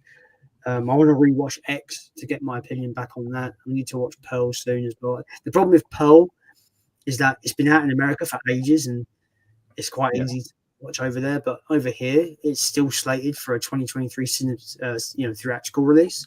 So there's no way to stream it at all. So it's a real pain in the ass unless I drop the £20 and get the Blu-ray like you did, Andy. Yeah. I don't want to drop the money on a film I've not seen. Yeah, completely understand that. Yeah. Unless Soph buys it for me. But yeah, anyway, enough of that. Enough of that talk. But yeah, Avatar 2. I don't care. Should I care, Andy? Yeah. About I mean, spoilers for me, but it's not going to be in my top movies of 2022. It doesn't come close for me. Visually, it is a marvel to look at, but I think story wise, the movie isn't doing anything new. It's not treading new ground. But I think with the Avatar movies is James Cameron thinks he's telling new stories and in a new way, and the movies just aren't doing that in any way, shape, or form. They just the stories are rehashed, manufactured stories that we've seen thousands of times before in other better movies. Yeah, I'm just letting you know. I've got a Wi-Fi warning on my screen. Are you hearing me? Okay, am I on screen? All right. Yep, I'm coming through loud and clear. Yep. Okay, cool. See, now you're freezing up a little bit. And I don't know if it's my end. It must be my end, maybe. Or Right. Okay. Right. Let's move on. So. Jason says England might be different on how they rate movies. In America, we are strict when it comes to nudity in movies. I know in other countries they aren't as uptight on that. While violence is pretty tolerated over here, while in other countries I think they are more strict on how much violence you can show in a PG-13 movie, for example. See, now this is where it gets kind of. I think between a 15 rated movie in the UK and an 18 movie. I don't think there's a lot.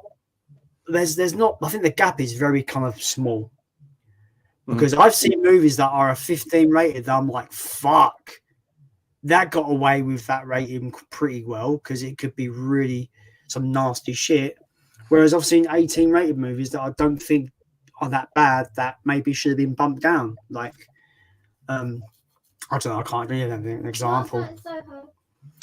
That's a good shout. So Sophie just said last night in Soho, that was an 18, and I don't really understand why. I kind of maybe it's the themes because it's about prostitution and basically enslaving someone pretty much and being kind of like that. I don't know if that could be because theme usually like I remember the old BBFC adverts where it's like this movie is rated 18.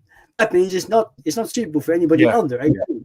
With an 18 certificate, it may have quite adult themes with graphic scenes of violence, sex, or drugs. It's like that. Sorry, I kind of used to see those adverts over and over again, so I kind of can know them by heart. Really nerdy. I'm a giant nerd. I do apologise.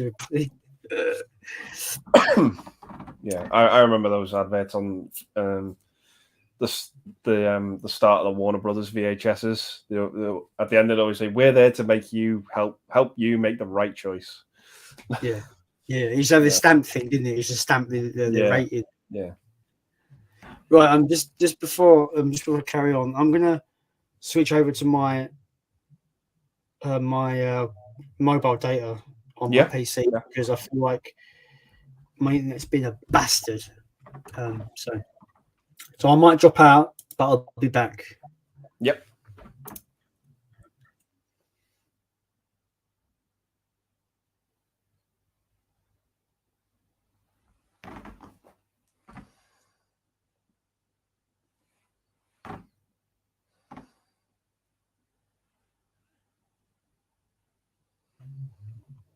Right, am I back? Yes. Yeah. All good, awesome.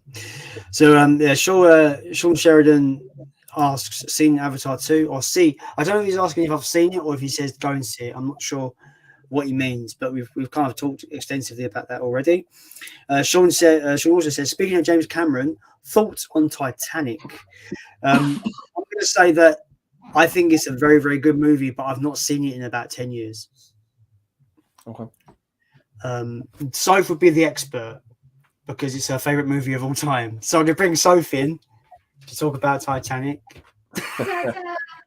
Cha cha. No, I go back and rewatch quite a lot.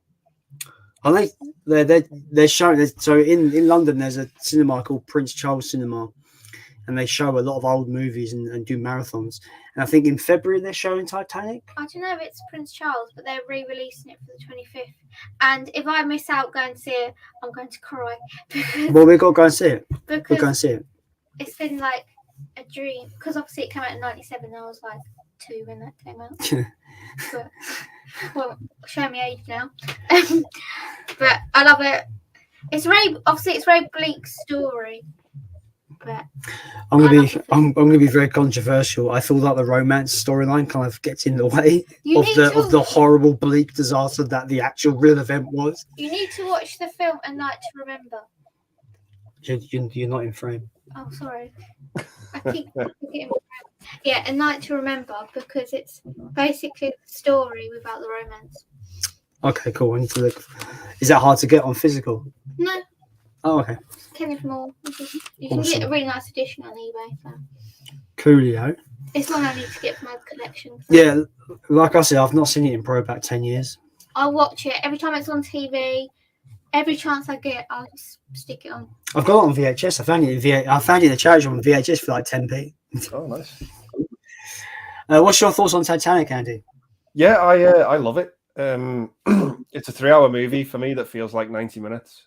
It goes by so quick. Yeah, I think the third act of that movie is phenomenal when the ship is actually sinking and it's on its way down, and the feeling of this hope, this dreaded hopelessness is just completely captured in that film. The one moment that always gets me is the band and the violinist. Yeah. And he's just like, just carry on, and just like, it's heartbreaking. Yeah. Yeah, it gets real. you.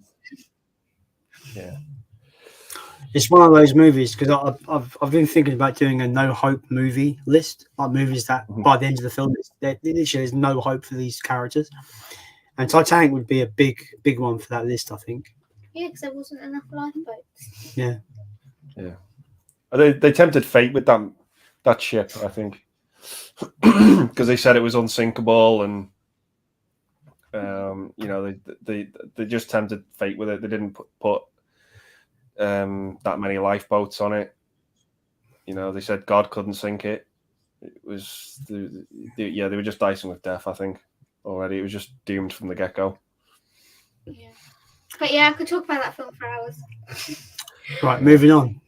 Right, I'm off now. We have Nos from Pro Physical Media. Welcome to the stream, man. He says, "Evening, just got back from Home Alone at Cineworld. Merry Christmas." I bet that was fun as hell. Home Alone on the big screen. Yeah, I love that film. Yeah. So yeah. Always have to watch the two Home Alones. Yeah, absolutely. Me and Soph saying that we can't skip the first one this year for some reason. I think because Soph had never seen Home Alone 2, so we had to watch Home Alone 2. Home Alone 2 is my favorite out of the two. I adore that film. Yeah, absolutely. I think the first one's the better made movie, but I do find the second one more entertaining. Just for Tim Curry, yeah, he makes that movie for me. The Rob Schneider. The I love you scene in the hotel room. Yeah, it's so funny. It's comedy gold. I think we were saying as well, Home Alone 2 has some of the best screaming in any movie. Like it's hysterical.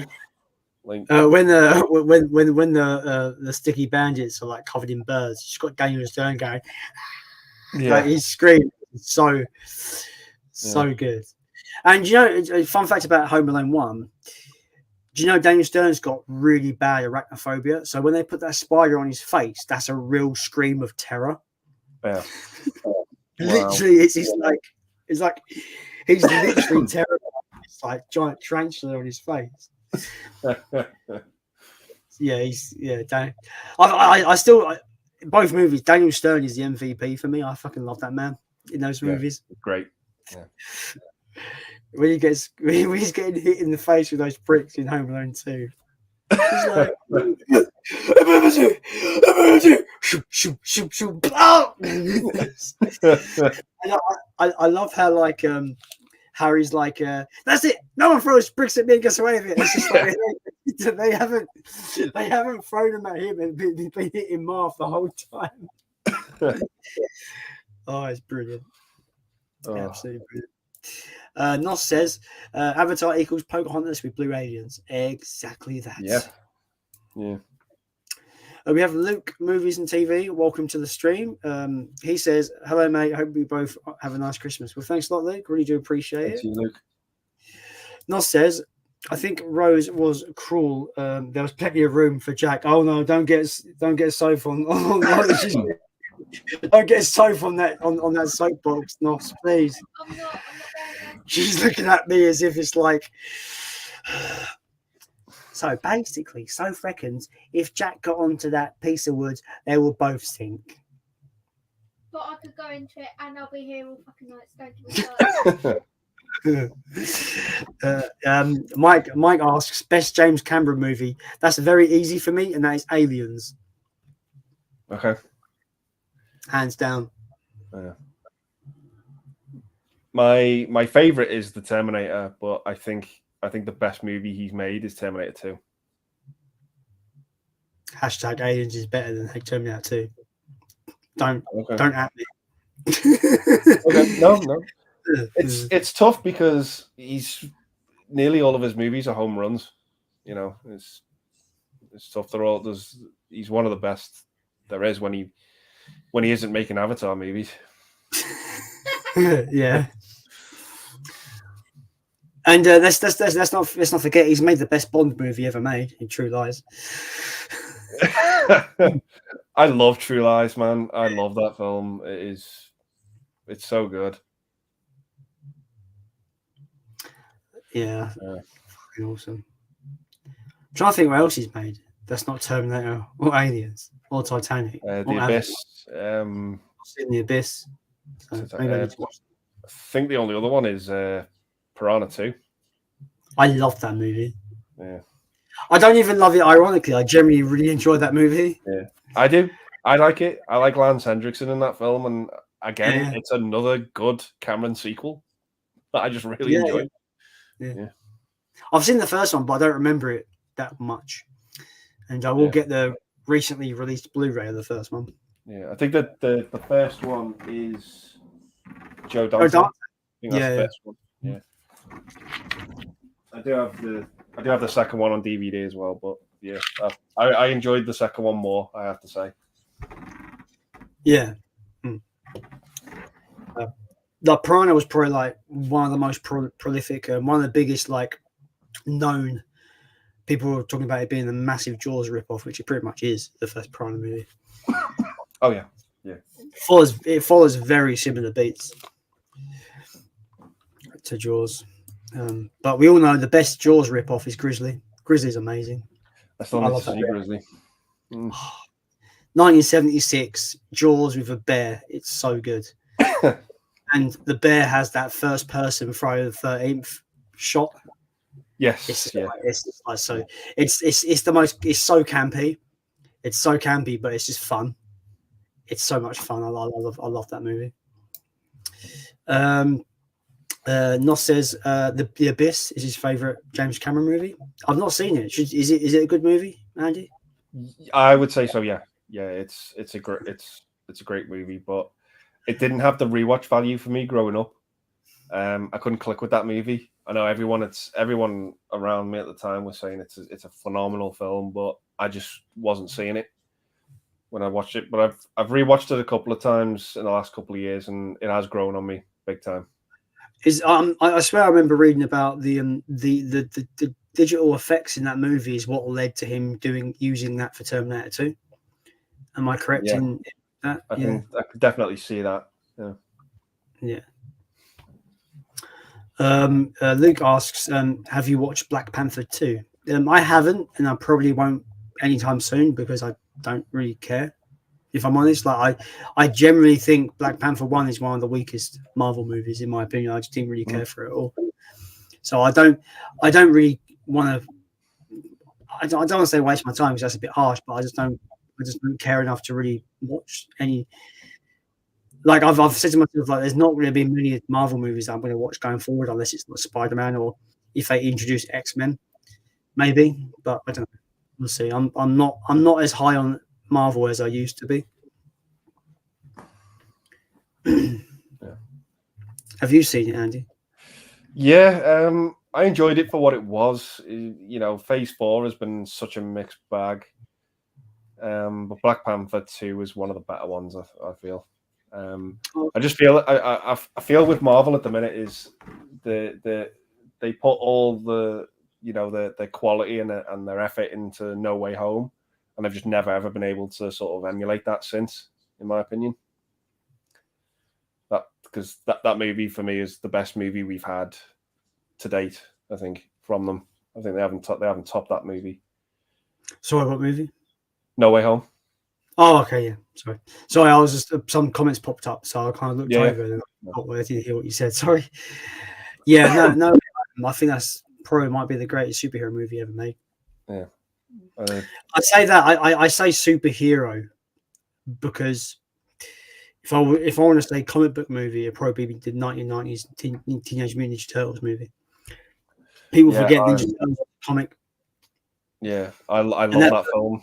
Yeah, that first Teenage Mutant Ninja Turtles comic is the movie. Sorry, the 90s movie. It's so good at blending the first arc of the comic. Like everything that happens in that first movie is literally it's on the pages of the comic. The first like few issues of the comic, and they blend that with the cartoon aesthetic really well, and I fucking love it. And it might be the most faithful comic book movie ever made, in my opinion. It might actually be the most faithful because it actually is taking what's on the page and bringing it into a live action sequences. But yeah, so anyway, I say superhero because the Batman was a great comic book movie, but Batman's not a superhero.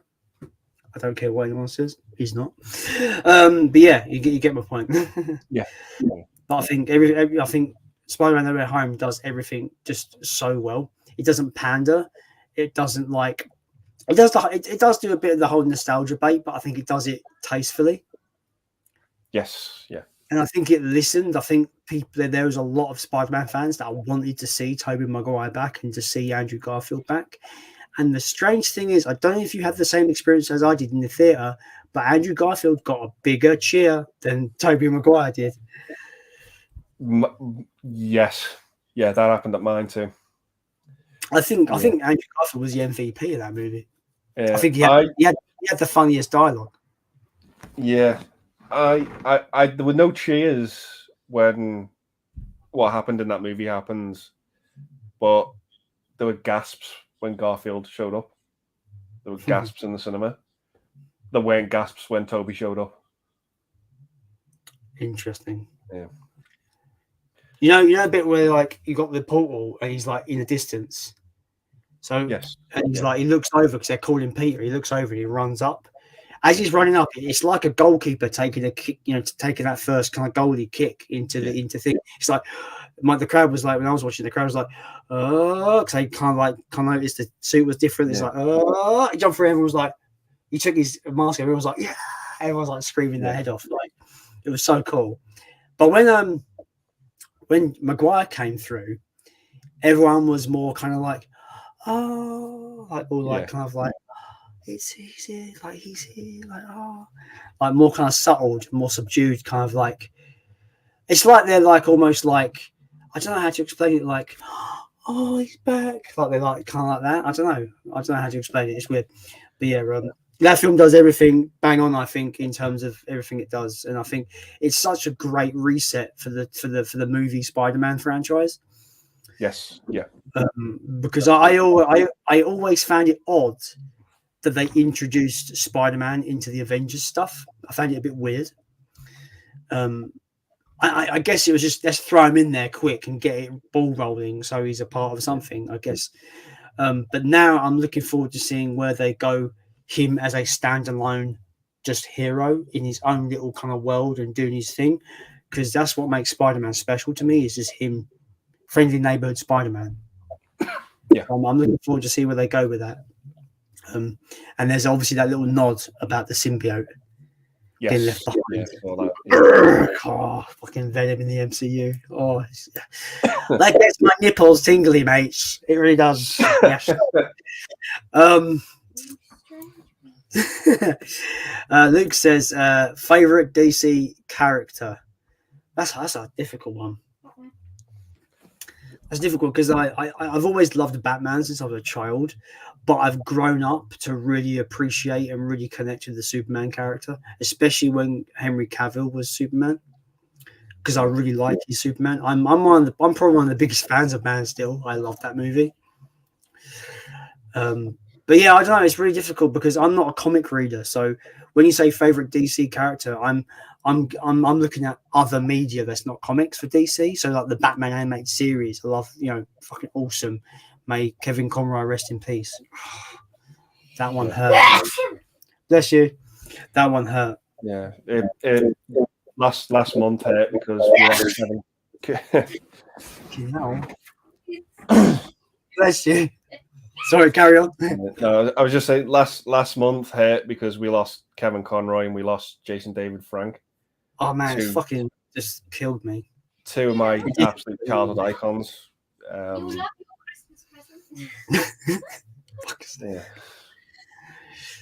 No, I don't know what to say about DC because I love Batman. I've always loved Batman, but I've loved Batman, but not comic book Batman. I've loved Batman '89, the movie. I've loved the animated series from the '90s. I've loved Batman from Batman of the Future from was that early 2000s or '90s? Was that still '90s? Batman of the Future. Yeah, I think Batman of the Future. I think that was about '98.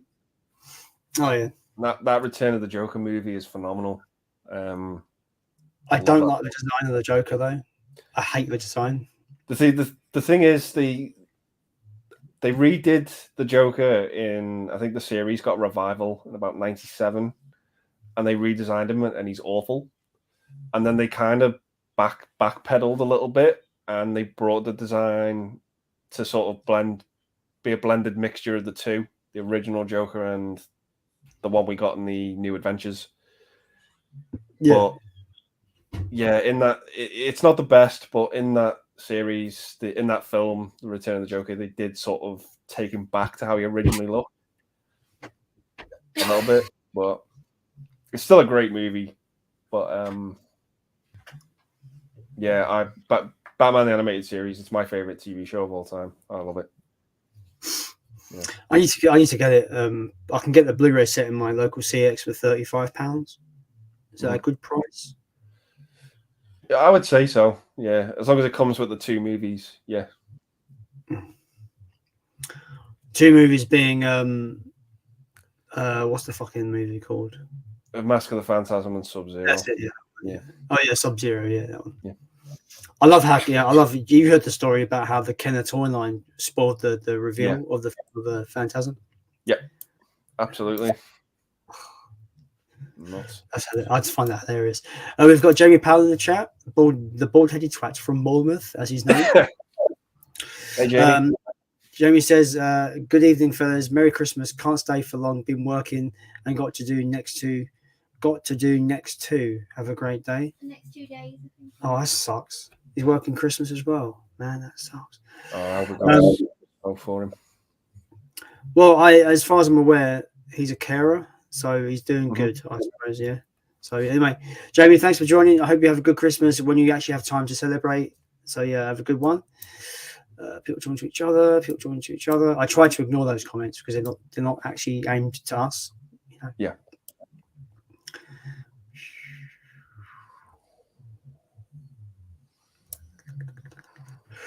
Luke asks, have you both seen Glass Onion and Knives Out Mystery? I've not seen either Knives Out movies, if I'm honest. Yeah, I've seen the first one. I've not seen this new one. I do want to though. Might watch it next week if it comes to Netflix. Oh yeah.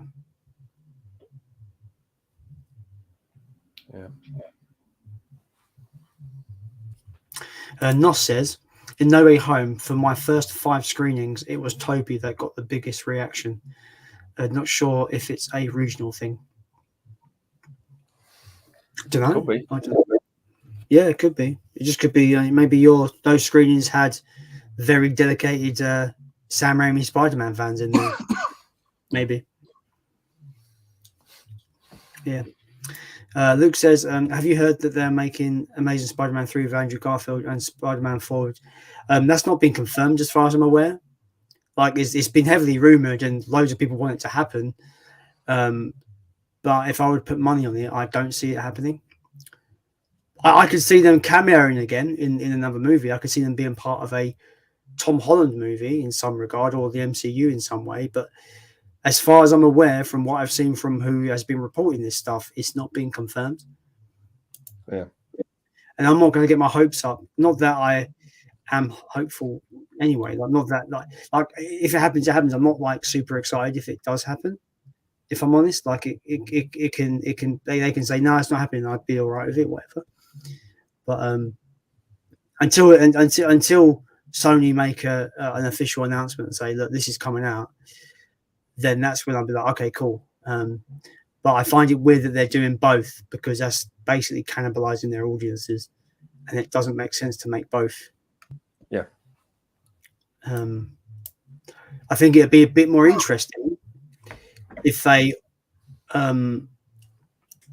allow Disney and Marvel to do like What If, the series What If on Disney Plus. Yeah. If they did What If scenarios with Andrew Garfield and Tobey Maguire, that'd be interesting. Like, there's a lot of like background talk in No Way Home about Peter Parker from the Sam Raimi universe. What happened with MJ? Like, are they kind of like they had trying to make it work, but it didn't work, but it did work and stuff like that. And Andrew Garfield's talking about how he became like really unlikable and really violent and angry after Gwen died. And I think that would make a cool What If episode about like this is what happened. This is what Andrew Garfield Spider-Man was up to in between, like parallel to the No Way Home storyline. I don't know, but to do both those movies, both of them would be a bit weird. I find it a bit weird because it is straight up cannibalizing your and I think one movie would do significantly better than the other. Personally, I think Spider-Man 4 with Tobey Maguire would do gangbusters, more money than the other one. It doesn't make, in my mind, it doesn't make sense for as a business decision to do both. No, it really doesn't. I think it would just be capitalizing on the success of the Tom Holland film. Yeah, I think that's what it would be. I'm not sure if I'd like to see them or not, to be honest, because I think they weren't just cameos in that movie. They were legitimate characters that serviced the story. It wasn't just a stopgate cameo type of thing. I've always said this, No Way Home is a sequel to 3 movies. Yeah. It's a sequel to Spider-Man Far From Home. It's a sequel to Spider-Man 3, and it's a sequel to An Amazing Spider-Man 2. It's literally a sequel to those 3 movies. It's quite masterfully done in that regard, right? Yeah. It's actually quite, you could, if they wouldn't do this, but I've always thought like if they made a box set for the Tobey Maguire movies and just added No Way Home in there, it would make sense. If they made a trilogy box set with the Amazing Spider-Man movies and No Way Home, it would make sense. Yeah. They wouldn't, but I like to just think up with things like that. Nos says, my favorite DC character is Superman, but the Eternal Hope Reeves version. I do love Cavill as Supes too, but Reeves is my Supes. That's cool. I will say this as well. The original 78 Superman is one of my favorite superhero movies. I love that movie. It's a great film. I'm a bit flippy-floppy between that and number 2. I'm not sure which I prefer. And apparently Superman 2 is getting a 4K, so I'll be definitely picking that up. Yeah. I'll probably pick them all up, to be honest, because I've got a bit of a soft spot for for Superman 3 as well. Yeah. I always liked Superman 2 growing up. I think it was because I couldn't really connect with the first film because it takes a long time for Superman to show up in that film. Yeah. So I always went to 2 when I was a kid first. That was my favorite one. 3, I think, it's a mixed bag for me. 3, but I think as awful as 4 is, I do find it entertaining. I think I watched. I think I've when it comes to nostalgia, I think Superman 3 is the most nostalgic for me because I think it's the one I watched the most.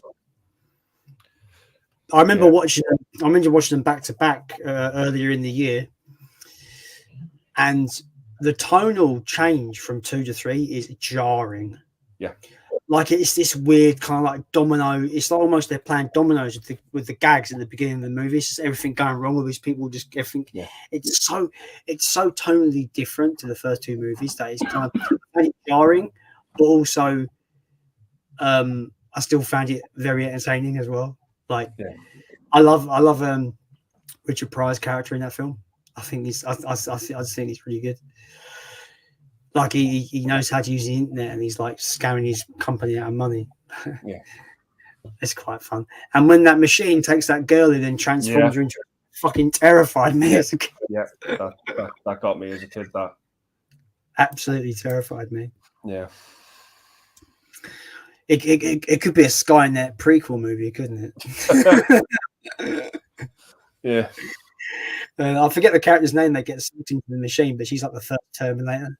Yeah, she's like the villain's sister, I think, in the movie. Like Robert Vaughn plays the villain, and it's his sister. She starts talking, just be Arnold Schwarzenegger's voice, like I'm a cybernetic organism, Cyberdyne Systems Model 01, because it's the first one. Yeah.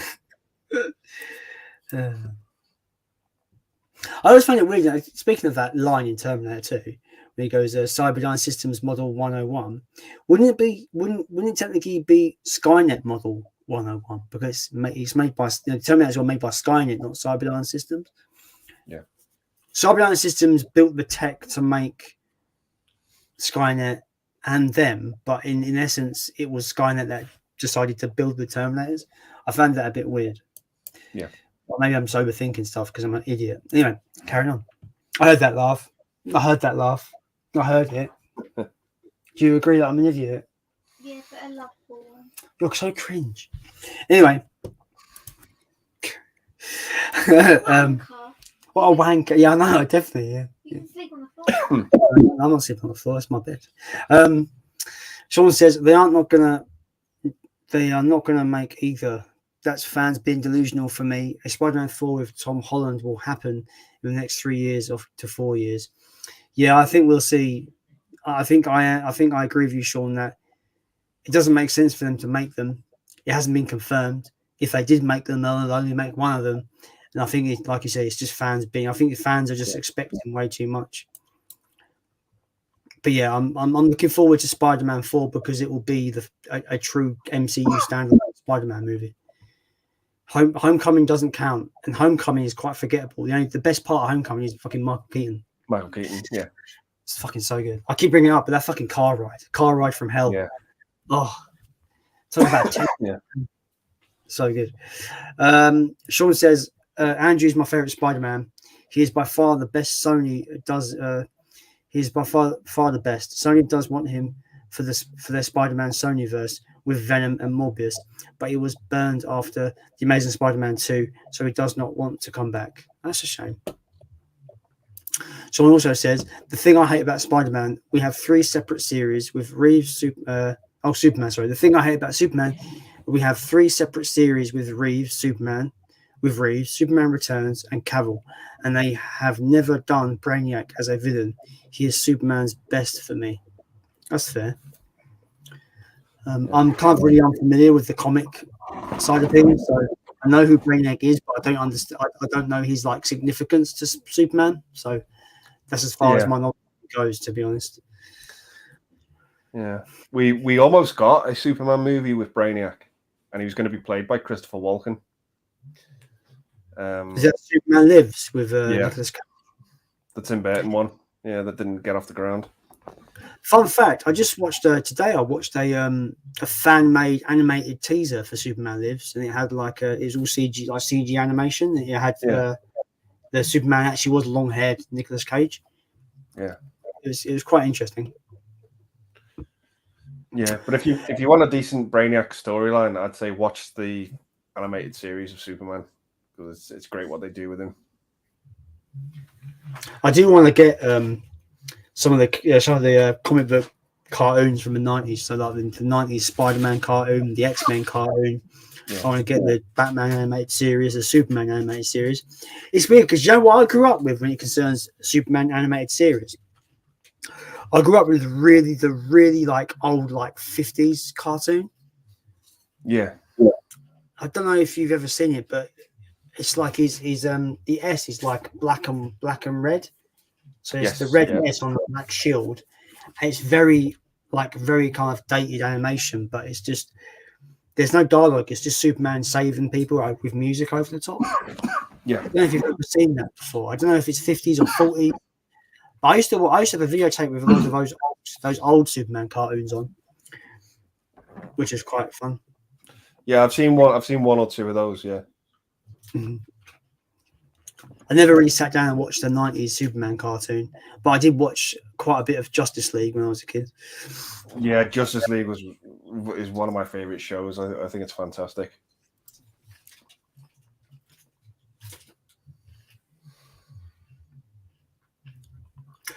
Sean also says Spider-Man 4, please do Kingpin. Spider-Man's one of the best villains, but never been done on the big screen live action wise. Yeah, I feel like all the iterations of the Kingpin that we've seen don't really kind of match up with the Kingpin. I think Daredevil, the Netflix show, I think was very close, but I don't think they really kind of. It was more grounded and realistic. But if they went the comic book route and then made him like this hulking fucking monster of a man, which he is in the comics, and in their animated series for that matter, the 90s animated series, they actually might do him justice. But I don't know. He turned up in was it the what was the TV show, Marvel TV show? Oh, he was in Hawkeye, wasn't he? He turned up and I don't know. I think did they kill him? Spoilers. I think they killed him. I can't remember. I've not watched it. I've just been told about it. I can't remember. Because the Kingpin in the Daredevil Netflix show, the first season, he's the best part of that series. I fucking love the actor as well. He's also the guy from Men in Black. You can have my gun when you pry it from my cold dead fingers. Your proposal is acceptable. I fucking love it. That movie, that whole moment in that movie is fucking just messed up. Yeah, absolutely. Because you think about it, he had his whole fucking innards and bones just ripped out of his body, and it's just skin left.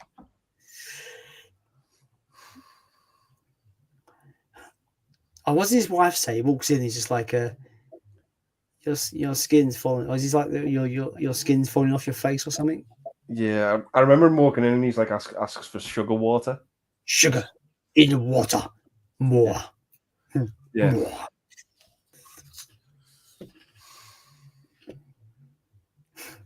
He's really good in that movie. Yeah, he is. He's in Jurassic. He's an absolute colossal bastard in Jurassic World as well. Yeah, he's in Full Metal Jacket as well. Yeah. Oh, is he? And Adventures in Babysitting. Yeah. Sean says, "I'm forever like James Cameron's Spider-Man to see Nicolas Cage's Superman. It would have I think. It would have been great, I think, or a car crash. You can have fun with both. You can have fun with a car crash and a great movie."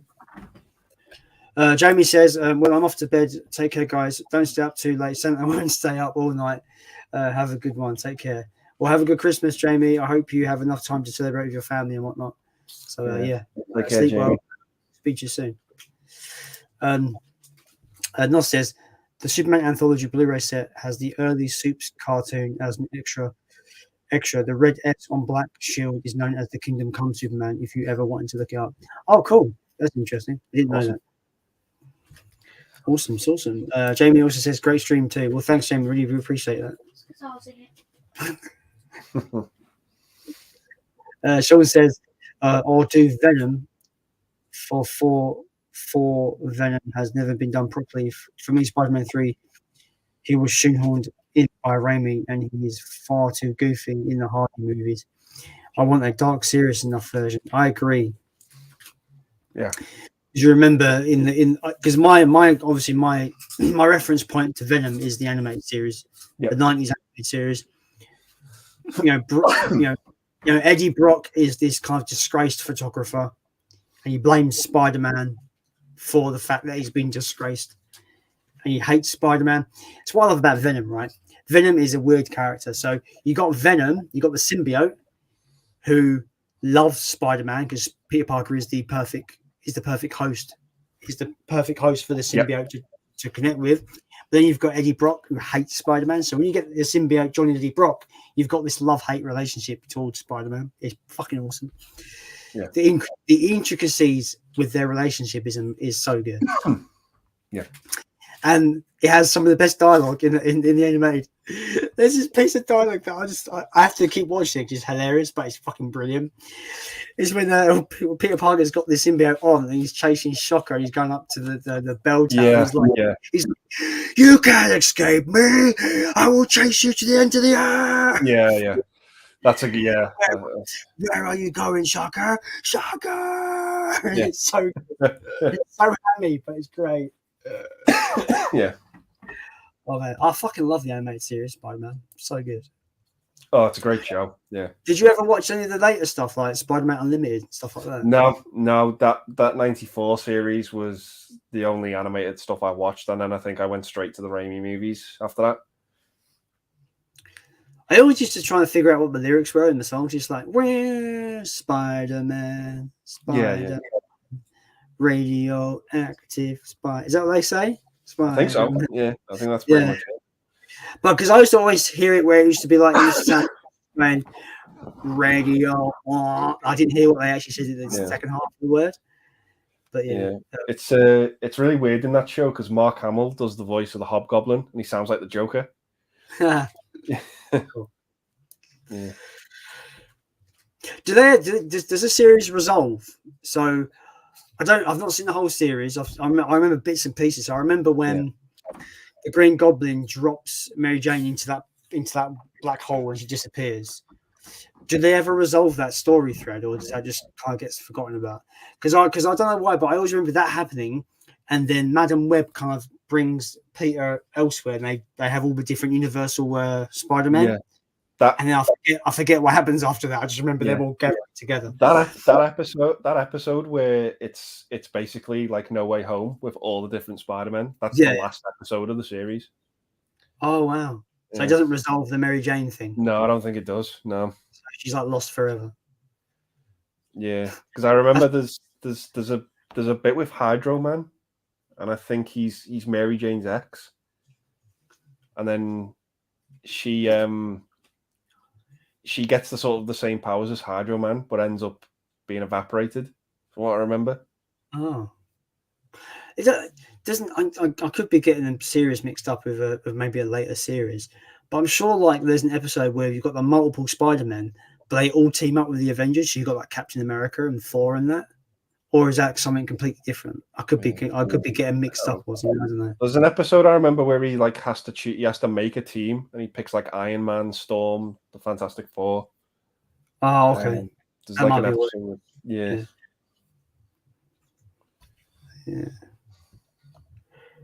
I just have really fond memories of that show, but I don't remember much about it. Like I remember the like 4-part Venom saga because it's ingrained into my brain. I remember that quite vividly, but anything apart from that, I don't really remember much. Yeah. Did Spider-Man come after X-Men, or did X-Men come after? Because I think one was made because of the success of the other. Because I remember watching something, but I forget which way around it went. Yeah, it was X-Men first. Yeah. I think X-Men was that show got made because I think one of the executives at Fox, it was a massive passion project for her. She wanted that show to be made, and that show came out. It was a massive success, and then based off that show, that was when they turned Spider-Man. Then because I think X-Men was about 92 and Spider-Man was 94.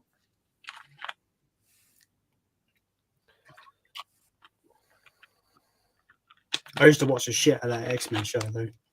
That X-Men show has one of the greatest theme tunes to a TV show ever. I mean, like, I do miss the days where cartoons had unique theme songs. Yes, yeah.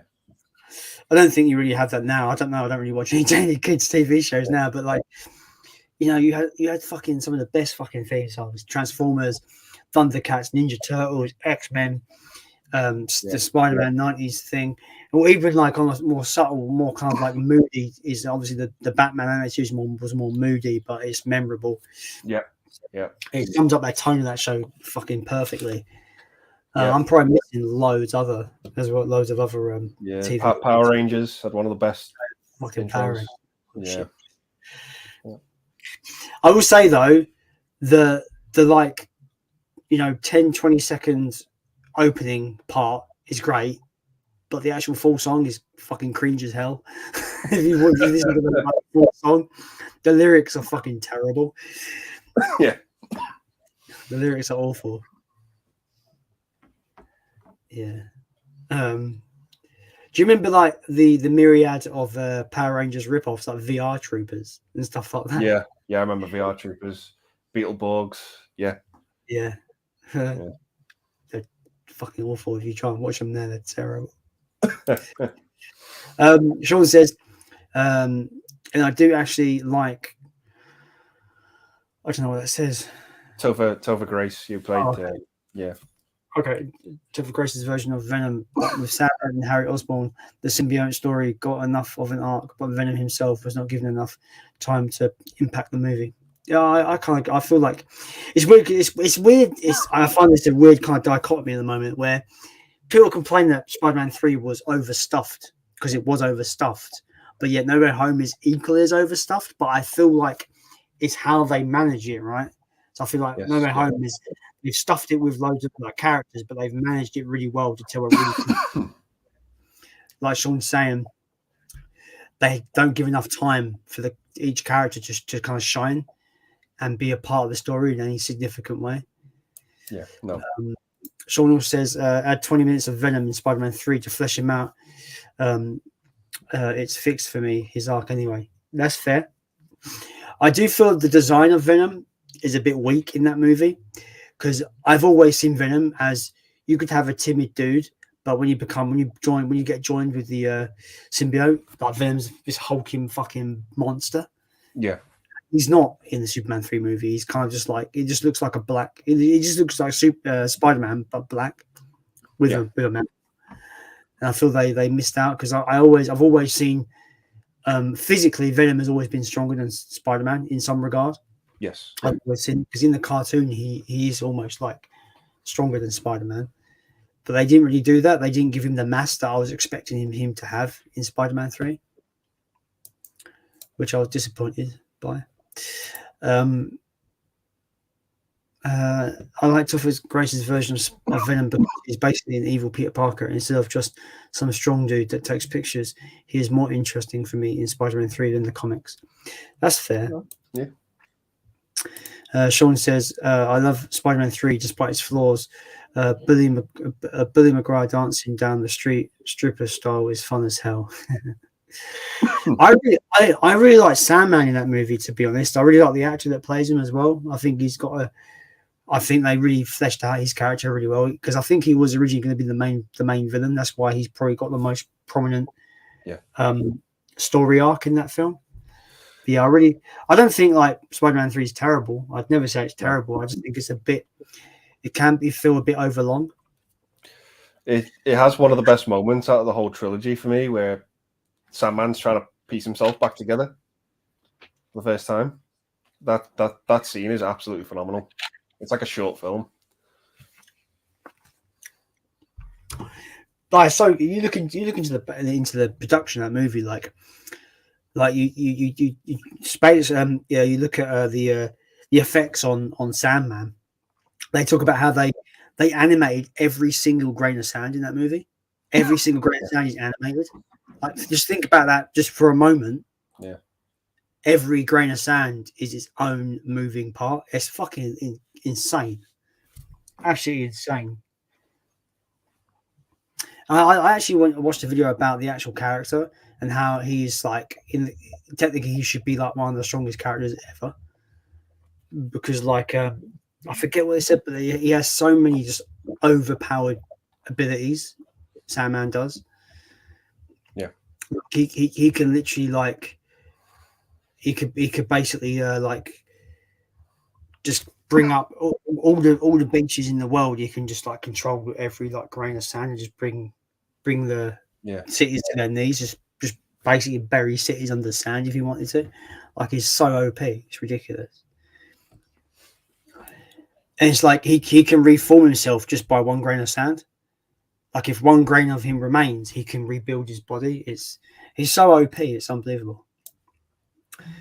Right, that's the last comment. So I'm going to call it a night. I think it is almost midnight. So it's been 2 hours just over. So thank you everybody for joining the stream. I really do appreciate it. I hope everyone has a great Christmas tomorrow and Boxing Day if you have that off as well. I hope you have a great weekend, a couple of days.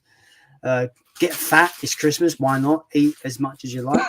Yeah. But drink responsibly. Don't get too drunk, okay? Because, you know, that's a smart thing. Eat loads and get fat and get obese and die of a heart attack. But then you can just not drink and not get alcohol poisoning. One of the two. I don't know which is worse. But carry on. Merry Christmas, everybody, and we'll speak to you soon. One last comment from Sean before we go. Spider-Man 3 should have been Sandman, New Goblin. That's it. Sony should have not mandated Venom had to be in it when Raimi had no interest in the character. I kind of agree. Thank you, Sean, for joining the stream and having a chat about Spider-Man. I really liked your take on Spider-Man 3. It's really interesting. And yeah, we'll see everybody whenever I'm stream next, I suppose. Maybe next year. But yeah, have a good Christmas, everyone. And we'll speak to you soon. Merry Christmas, everyone. Bye.